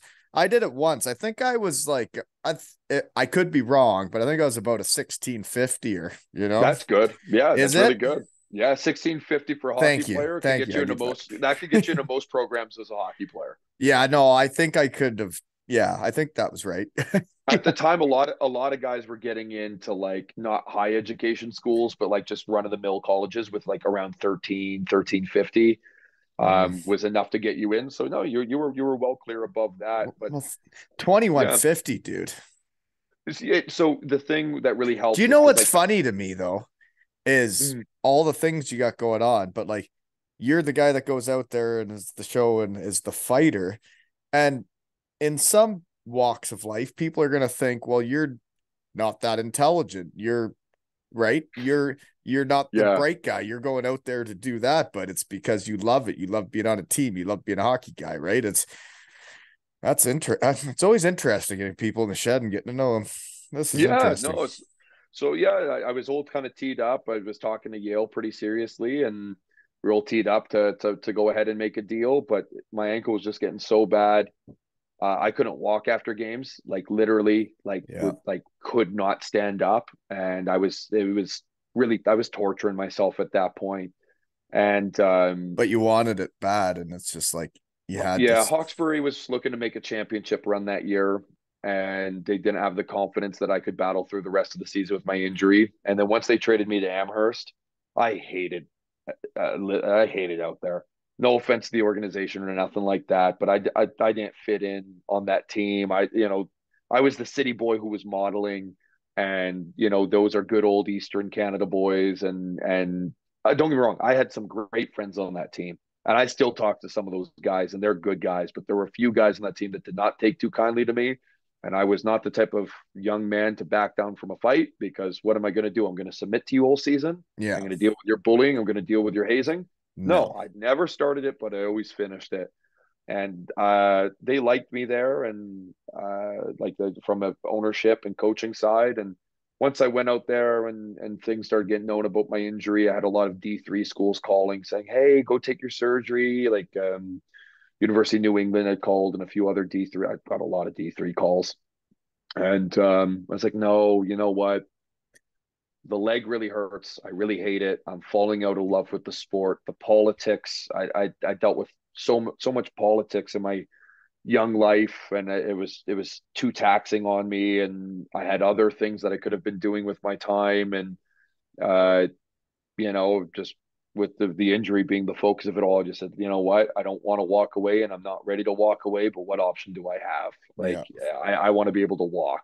Yeah. So I did a lot of athletic therapy, just like trying to get rid of scar tissue and stuff. And then I did like with my physio a lot to build up the muscle. I got huge calves now, which is great. It looks like people come up to me all the time like, "Do you have implants?" And I'm like, "No, those are just my calves." Is that right? uh, My wife yeah, told me the other day I have no ass anymore. She said, "You used to have an ass when you were a hockey player. You have no ass." She bought me jeans and like you couldn't see my ass. It was there. I have no I got to get apparent back under the squat bar, eh, well, Wall? remember, I got to give out right right at the squat Yeah. level. So That, oh, I'm true. telling Don't, you, never I mind. Don't do it. but they say genetics are a thing. Apparently, Walton's turned into no ass chicken legs at a certain age That's how he because goes. that's what the old man's got. Yeah, yeah. So that's when I made the decision. I'm like, you know what? I'm gonna hang him up, and hey, good thing I did. I did the necessary Okay, rehabilitation. It was so never when good enough to get back in net, though. right, but so then you make that decision. How old are you at that age? You're just going into university. You were wanting to go to I was university, so you're like, young.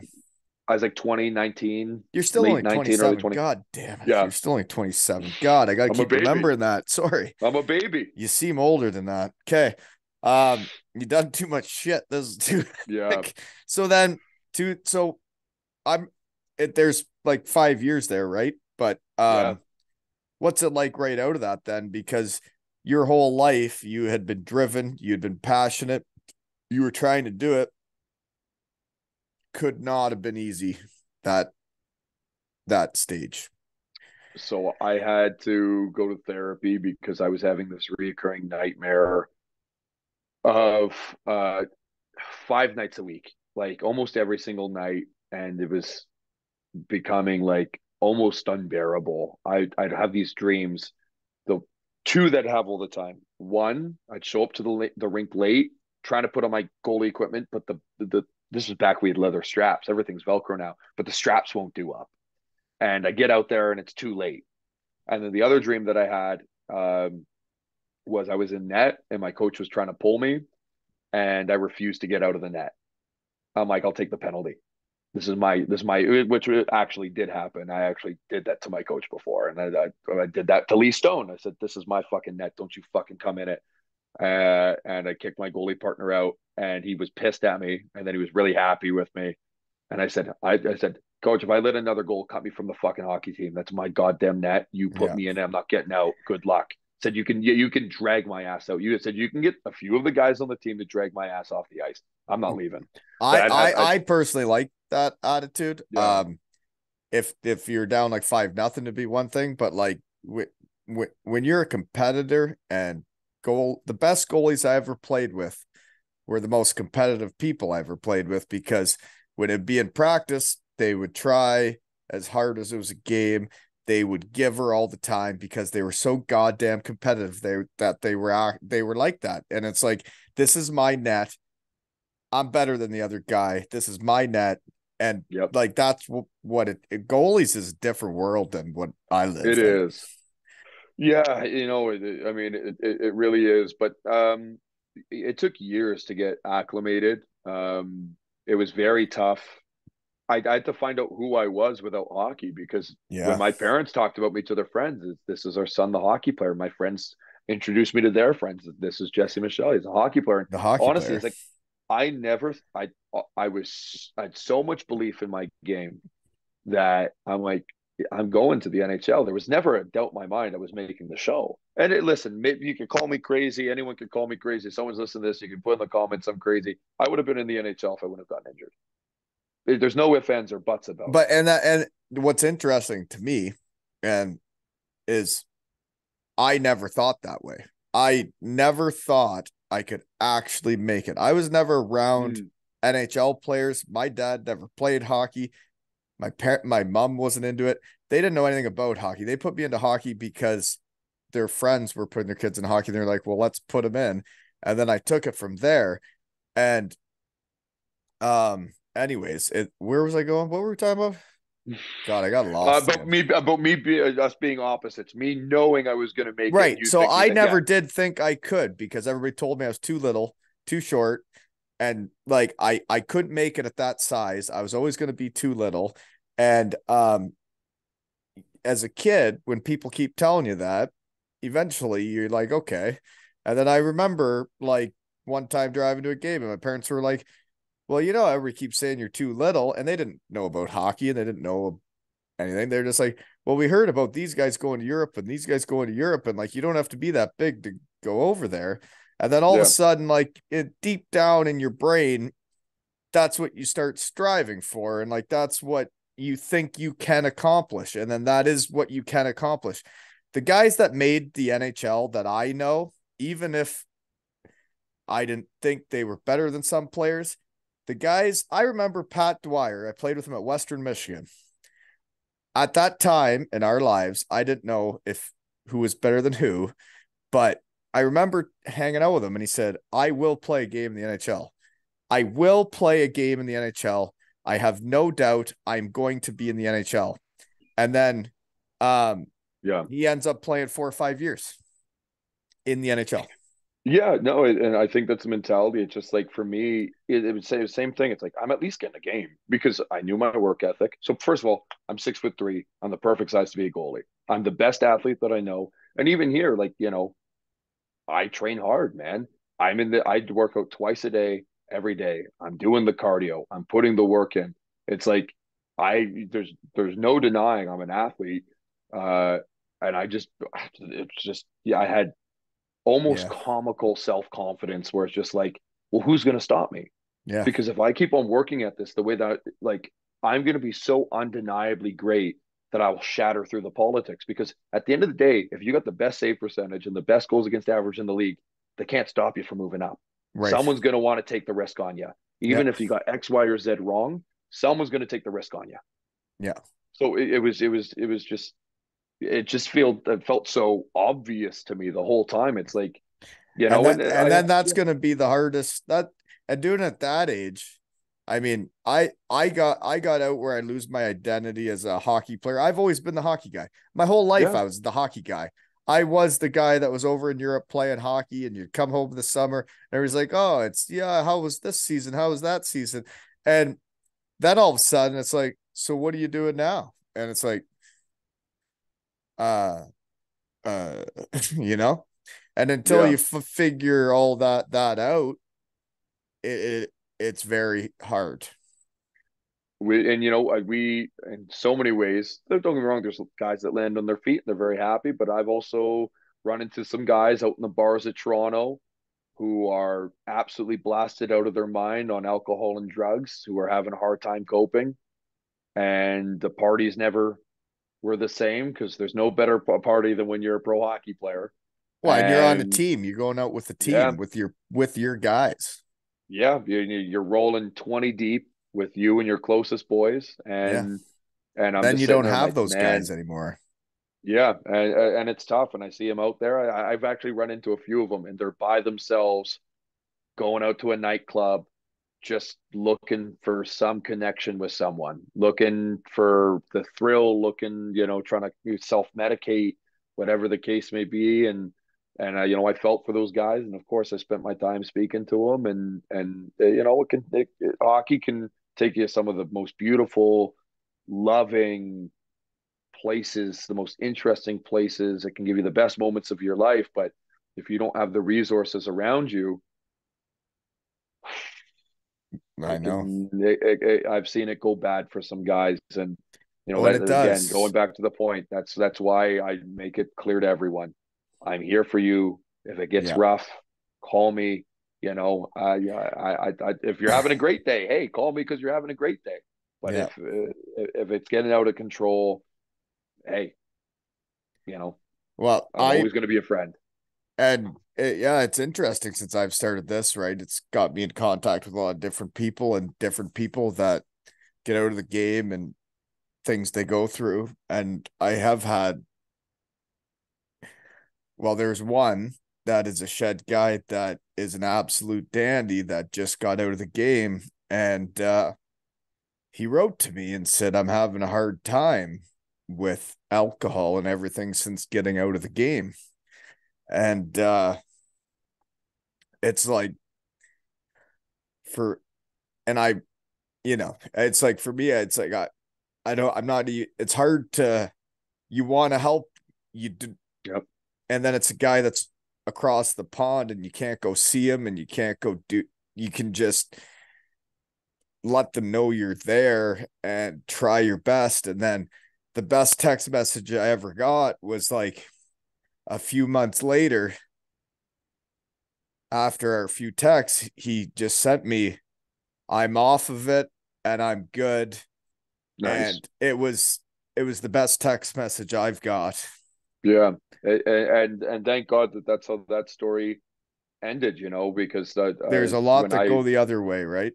was a younger man, and it wasn't like I was particularly close with this guy, but we played summer hockey together, Terry Trafford, and they had to change the rules in the OHL. They got Terry's rule in the OHL now because things went awry for him, and he ultimately ended up taking his own life as a child, and it chokes me up even thinking about it.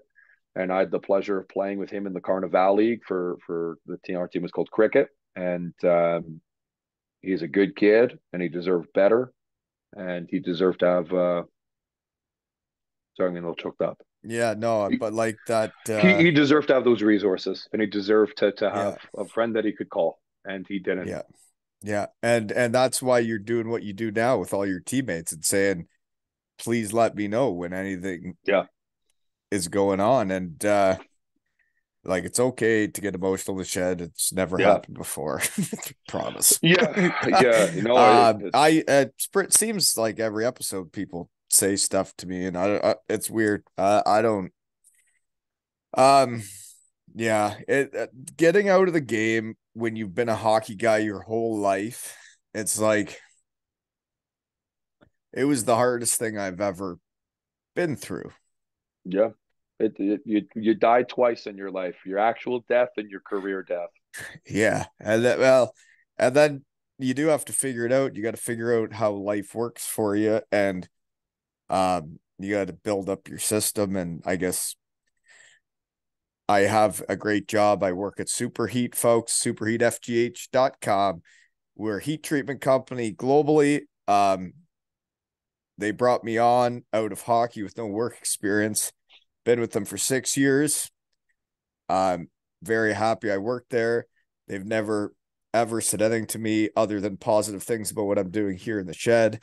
And I am very thankful for what they've done for me and my family. Amen. So I'm on your team, however long you want me. Right?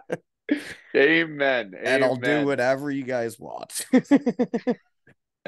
So anywho, yeah, you had your tough time there out of the game, and then you got into Yep. rowing and modeling, and then how does the ankle get good enough that you end up in Jerusalem? Yeah, so the nice thing with the ankle was if the only thing I couldn't do was be in the butterfly position with my toe against the post, sealing it off. Because if I was ever in that position again in the game and the guy jammed his stick, like we're talking like just total explosion of the ankle. Like nothing. Like just so I that's the only thing I couldn't do. I could still run and jump. It took the rehab to get it to the point where I could run and jump and do all this stuff again. But I built up the muscle enough, and everything was good for like regular skating. Still a little painful, but we were able to work through that. And yeah, so my other ankle, which had just been broken and reconstructed three different times, was just getting better. And I had a friend that was going over to play in Israel, and he was telling me about it. He says, "Oh, there's this new pro league in Israel." I'm like, "Pro league in Israel?" It's like, "Yeah, would you want to play?" And I'm like, "Man, I don't think I'm good enough to play pro." He's like, "Well, what if you didn't really play? What if you're just there to throw some hits and throw your body around?" And at that time, I went out for a skate with a senior A team, Creemore, and I was out there with some guys that played in the O and had some good minutes with them. And I'm like, the one guy who played in the O, he's looking over at me and he's like, he's done their first line. He's like, I want to be on his line because I didn't end up signing. I was still going through some stuff with that surgery. But in practice, we did a game during practice. Like, I want to be on his line because he wanted me to go in there. At that time, I was playing forward. He wanted me to get into the corners, pin guys up, Yeah. hit, and So he, you get the puck and yeah. yeah, and do his thing. And I'm like, shit, okay, so give me the confidence to be like, I'll take a meeting. And the owner calls me and he says, we'd love to have you. And I went over there and I had time of my life and I was a pro again. And my highlight tape was good. I had some big hits on guys that were playing in the K and playing in these big leagues and first overall draft pick to the OHL. And you're And back. yeah, and then I called up my agent from when I was a hockey, Randy, who got me to Sweden. I said, "Can you get me anything?" So he got me a Germany 4 deal and he got me a Spain deal. And at this point in my life, I'm looking for interesting opportunities, and Spain sounded amazing. So I took Spain and had a great time over there. Loved playing there. Very interesting experience, but just some issues with my contract not being paid the amount that I was supposed to. Just that's That's hockey sometimes. That's Europe that's sometimes. yeah, that can be in those leagues where it's yeah. Yep. And then I was getting a lot of play time. I was playing crazy minutes over there. And we picked up some guys that played for their world championship team for Bulgaria and Georgia. And they were old defensemen. So my ice time was getting kind of cut down. And I would, had this contract dispute. So I started looking for another team. I had some offers to play in Finland and Sweden, but Sweden's really tough right now because of the visa situation. And then I contacted a kind of scout player advisor that I knew. Said, "Well, how would you like to go be a fighter?" I said, "Well, I already am a fighter, but I just don't get to fight in Spain." And he's like, "Okay, well, I got a team in the Fed, a different team than where I'm on now." And I called a friend, said, "Hey, you played on this team." He said, "Don't play for that team. I got this team for you to The go play for." Mississippi Sea Wolves, folks. Yes, sir. So he gets me the contract. I don't even have it sent to me yet. He says, "Yep, come on down. We're playing in Elmira. Fly over here, drive your car down to Elmira, and then drive down to Mississippi." Nothing was in ink yet. Came over, came down, signed, and it's been smooth sailing ever since. And I love it here. And I mean, a real pro organization with a 9,000 seat arena, beautiful locker room, laundry service. I mean, it's a real good situation. We got great booster club down here. We got great sponsors like Omni Technologies drinking Yeah. out of their cup. They're going to be real happy. They buy me all the Raising Canes I could ever eat, and I love them to bits for it. Uh, and I was just at we were sponsored by Firestone. I was just doing an event there for them today, a meet and greet and a raffle for some prizes. And this is they just You're accepted you're me with having such open fun. arms. You're Yeah, having and fun and you're enjoying the there's game and enjoying being a hockey player. there's no other team in this league I'd rather play for. And guys have said, well, what if you got called up to the SP? And I said, honestly, guys, I love it down here so much. It might sound crazy, but it's like I'd have to think about it because it's like it's not an instant yes. Like I love these fans. I love this city. We're right on the beach. Our arena's across from the beach.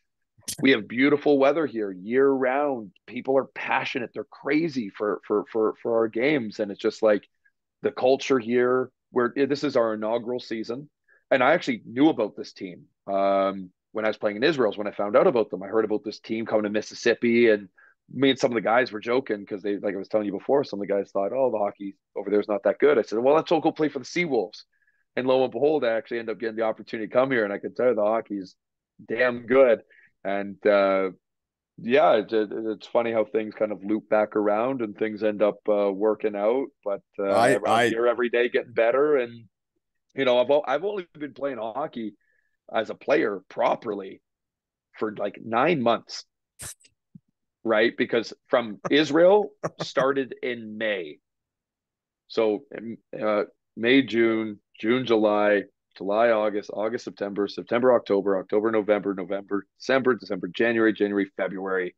So yeah, 9 months I've been playing hockey. I came right professionally as off, a player. yeah, right. And so Oh, but like, and the thing is everybody is getting better at different trajectories. And like, you seem to have everything set up back home where it, at 27 years old, you're not that concerned about how big your hockey paycheck is. You're doing it for the love. You love it. You love being on a team. You love being a hockey guy.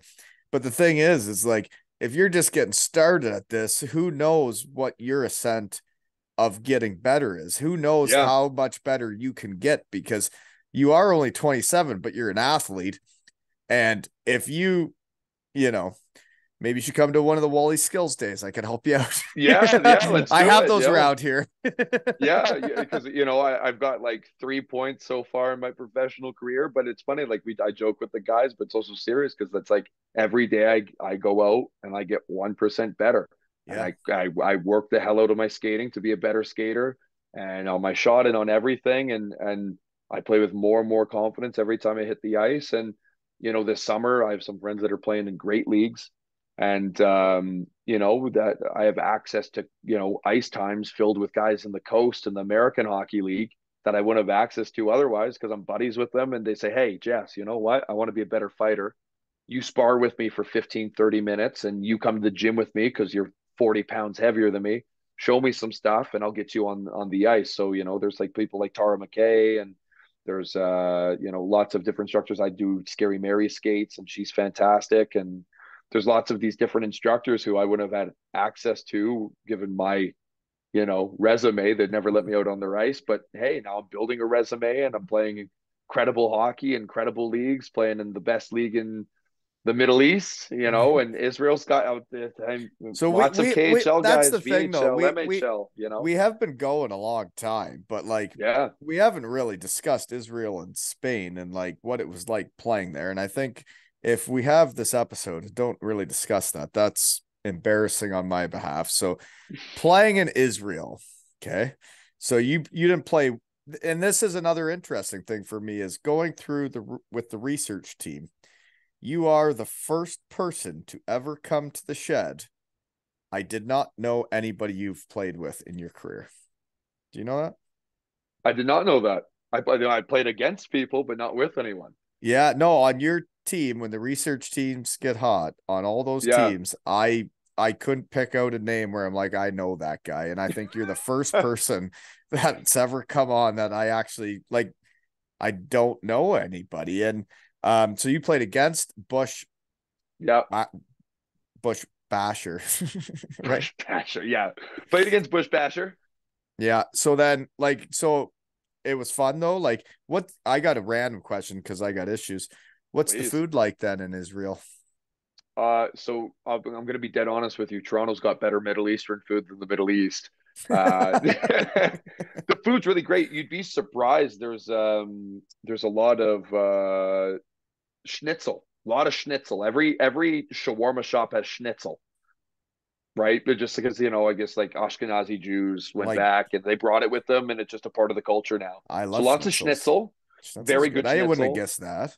Lots of shawarma. The shawarma's fresh, but it's just more flavorful, I find. Like in North America, like we like things very flavorful and impactful. Don't get me wrong. You go to the market stalls at Carmel Market, and they'll make you some good shit. But you go to a lot of those like hole in the wall places, they're okay. But it wasn't bad. I actually ate a ton of wok when I was there. There was what was the name of the place? It was oh, Walk to Walk. Freshest wok I've ever eaten my entire life. I ate that shit every single day. It was so delicious. That is Um, delicious. Those are oh my delicious. God, it was good. The Indian food there was really good. The butter chicken Mm, slapped. Lots of Mexican food in Israel, and it was really? good Mexican food. Tons. I was like, damn, you guys love Mexico. Really? Um, yeah. So I describe Tel Aviv as Miami meets Baghdad. It's this beautiful coastal city, but it's a third world country. Israel's a third world country, but it's a first world city. But you can't escape the fact that it's a third world country. It's Right. still developing. There's still, you go to some places like, oh my God, it's beautiful here. And you go to other places and you're like, this is distinctly Middle Eastern. Um, I loved playing there. It was, so nice to be a pro again and have that culture and play with all these guys. I got my first pro goal. I've made it to the All-Star game for Team World, a fan favorite, and I scored on a penalty shot, and Oh. I sellied my ass off, and I did the whole row the boat, and the other team came up to me. They were selling with me, and it was great. I loved playing there. I have plans on going back again this season. I'm an honorary Jew. I've always been an honorary Jew. My grandfather smuggled Jews during the Holocaust to get them to safety. That when your family does that, you become a favorite of the Jewish community and a favorite of Israel. So I actually been offered to Really? play with the yep, I've been offered to play with the Israeli selects in Finland since then, but I was playing in Spain, moved to this league. Schedules didn't work out, but yeah, I'm looking at potentially playing in the Maccabia for Canada. I've always been like this with the Jewish community, and I love that I've been accepted by them. And I'm Christian. I'm born raised Protestant. I got a big Virgin Mary, got a big sleeve here, but I'm much closer with my Jewish community than I am with my Protestant Christian community. Well, that's really neat. What your grandfather did. Yeah, my grandfather was a great person during the war and a horrible person every other time of his life. So I think it all balances out. There you And go. yeah, yeah, my grandfather, he would smuggle pilots. So if a plane got shot down, he'd have to go out with his horse-drawn carriage and go pick these guys up and go through the shade of night and get to them before the Nazis could. And other than that, so people they'd be on transports to the train stations, and there was Where is he's this? old. So my grandfather's Dutch. He's right at the German border. So my grandfather at that time joined the French Underground. So he was an ambulance driver as well, and yeah, he was. People were being transported, and I know the one story he told me. He's very old with a thick Dutch accent. He could barely speak. Um, there was a bridge and they had a truck and they filled the back of this little truck with hay and they paid off the guards on the truck to let the X amount of people come off and jump off the bridge. So then they would just say, oh, they committed suicide. That's what they put in the thing. They escaped and they committed suicide. But they didn't. They'd land and sometimes they'd break a leg, this, that, whatever. The truck would be waiting underneath and take them away to safety. And there was another story that I know of where I believe there was a truck and they had put like some Jews in coffins. They weren't dead, they were alive, and then they covered it in potatoes. And then that's how they were transporting them around to get them from, a dangerous area to a safer area. Um, and the punishment for being caught, doing Yeah. that, there's Yeah. no trial. No, that's that. there's no trial. it's a bullet right to the brain Yeah. immediately. Yeah. So he's has a very interesting That's legacy, but yeah, no doubt. definitely a hero in that respect for what he's done. Well, it's neat that you went over to Jerusalem and played for the Capitals, eh? Yeah, and you know what is a beautiful experience. I got to see the West Wall and see so many parts of my religion, and it was very emotional and very spiritual, and I felt very close to God during that time. And yeah, it's crazy. Once guys know in the Jewish community you played in Israel and you've been offered the opportunity to play on behalf of Israel, uh, guys will bend over backwards for you in the community to make sure that you're taken care of and that you And have that's everything that that's a you great need. feeling, right? Like it is though when yeah. Oh yeah, yeah, yeah. No, I love growing the sport there. Israel always have an important part of my heart, and I will always value that as my relaunching pad into my Yeah. professional career. And Tall is over there, and he's the one who's running that league, and it's growing. They're getting two more teams this season, and I've been a big ambassador of them and really promoted it. And I want to see more players go, whether they're Jewish or not. It was one of the few guys who wasn't Jewish who went, and it's a great opportunity because you know what. So I've had conversations with people before. The guy that I played with, Itzik Levy, on my team in Jerusalem, he played in the Magnus League 15 years ago. And he was telling me, he's like, bro, he's like, back then it was shit hockey. He's like, it was laughable. You watch it now, it's a real league. So when people find out I played in the Magnus League, they think I'm unreal. And that's been kind of That's my the French mentality. league, right? Yeah, yeah, exactly. And then so like playing in Spain, it's a good league, don't get me wrong. But in 15 years, does that league have the potential to really be something? Sure. And I'm happy that I was a part of building it. Israel, the KHL wants to expand and put a team in Tel Aviv. That footwork is being laid by the Israeli Elite League, right? So it's like to be a part of that legacy of building that hockey there Yeah. is, I mean, it's priceless. It's priceless. Well, it is, and it's a story you'll have the rest of your life. And then when you see Yeah, the stuff happen, yeah, it's very similar to like me seeing what Cardiff's become from when yeah. I went there to what it is now. It's neat to see, and that I was a part of the history is cool, right?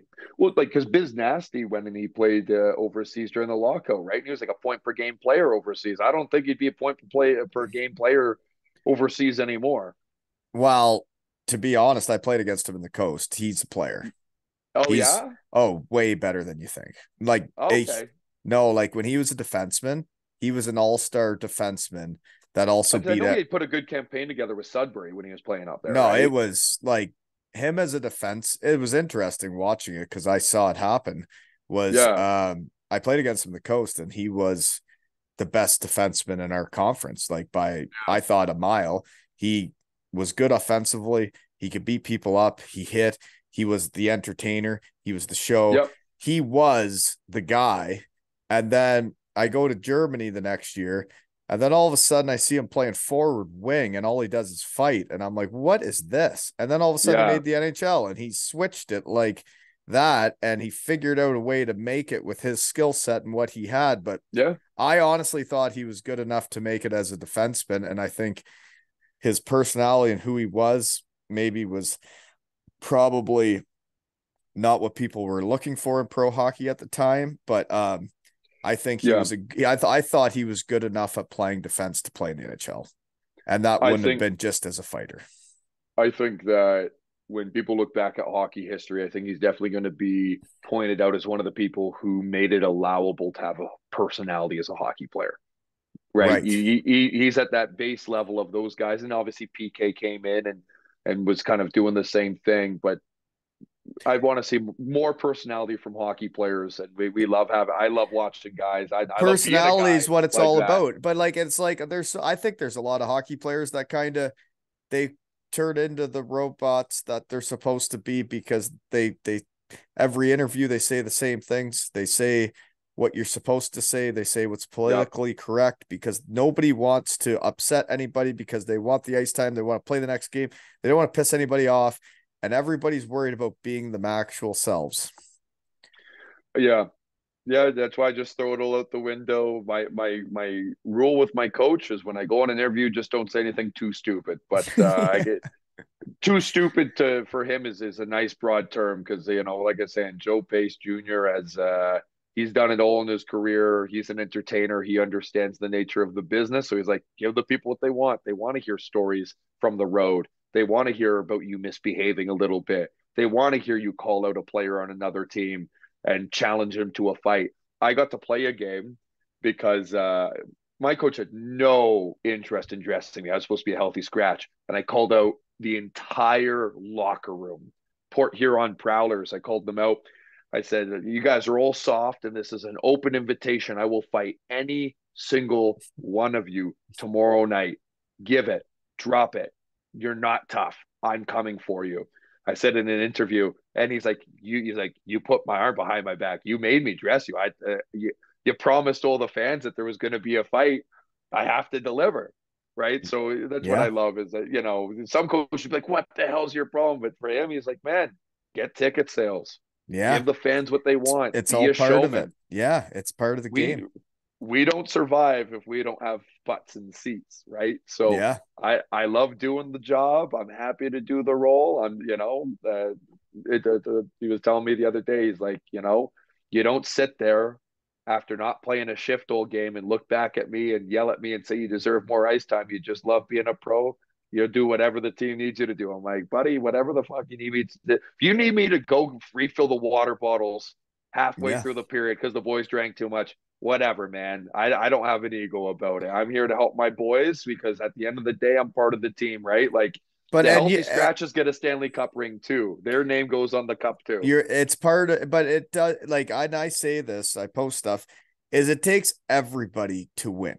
Like, 100%. hockey isn't about just the leading scorers. It isn't just about the coach. It's about every single person buying into whatever the team needs. And you, sir, seem to have, I didn't know who I was having on, to be honest with you. Like, I really didn't, because Yeah. I I didn't know you. I didn't know anybody that really had played with you other than Bush Basher. But like um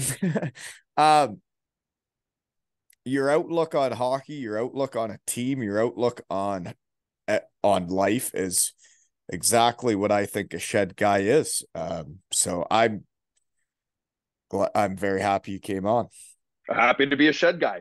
Yeah, no, and you are, and like yeah, this has been very interesting. It's a bit, you never know who you're having on until you get talking. Yeah. Amen. And I guess I forgot to talk about all my stuff again. Is Mm-hmm. I do want to shout out two people because on my website, because I thought it was funny to ask for tips because I hate tipping people for anything in life, is on the website you can tip me for doing this. And Mark, Gore, Nikki, and Robert Smith, I did get two tips in the last couple months, folks. And one guy sent me £10 and one guy sent me 5. So thank you guys for supporting me. And you have no idea what that £5 means to me. So thank you from the bottom of my heart. And the other thing is, I'm going over to Cardiff May 27th for Josh Batch's testimonial. And I got a Gratz 99ers team signed jersey up for raffle at aleshockeytales.com. And you can buy your tickets there. It's over in like 5 or 6 days. And very winnable, folks. Only like 50 tickets have sold right now. So buy your tickets and you get a Gratz 99ers team signed Germany from Austria. And that's pretty neat, right? That's pretty neat. And it'll help pay for all the fellas' flights over to Batchy's testimonial. And we're going to have a time. So, Beauty.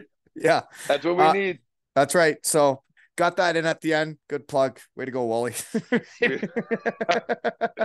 Better late than never. That's right. And but seriously, keep doing what you're doing, keep enjoying the game, and that's what it's all about, is being a teammate and understanding what it's all about. And for me, I watch hockey differently now. I've grown up, I see it differently. I watch the kids play, I coach the kids play, And like hockey's a very beautiful thing when you watch it not as a player and you're out of it, is you see how it teaches everybody that you're all in it together. Is like every move your teammate makes, I watch these kids do it, is like when that defenseman goes, a kid goes behind him and a kid goes over there, and they all are reading and reacting off of each other, and they're all in it together and they're all willing to do whatever it takes for each other. But it's like the five players and the goalie are all in sync and like doing it together. And in life, there aren't many times where you get five people all in tandem working together and doing things all for each other for the betterment of, Mm-hmm. you know what I mean? Yeah, absolutely. Anywho, that's all I got to say. You got anything else? No, just thank you so much for having me on, and I appreciate the conversation. And hey, maybe next time we'll have a round two, and hopefully by Oh then, God, yeah. let's hey, but who knows? Maybe we'll get to a coast camp or something like that, You and I'll never be know sitting where here this, being you honestly never know where this can go. But you know what? The Shed's never, we've talked to two people from Israel, never talked to someone is in Israel. If you ever go back, you know? yeah, no, I plan on going back this this summer here, and stringing together an even stronger campaign. Let's see if we can't double the amount of points that I got. That should be a feasible Do you fight goal to there? be shooting for.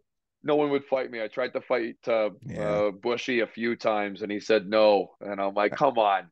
I tried fighting everyone, and nobody would fight me. No, But just you big know what? hits. I wouldn't either. I don't blame you. I don't think anyone should fight me. Sounds like a really bad day. I would agree. And this has been another episode of two. Oh, by the way, never been a fan of the Federal League. I am a huge Mississippi Sea Wolves fans, folks. Go Wolves. And Go this has been Wolves. another episode of Two Ales and Hockey Tales with Mishy and Wally.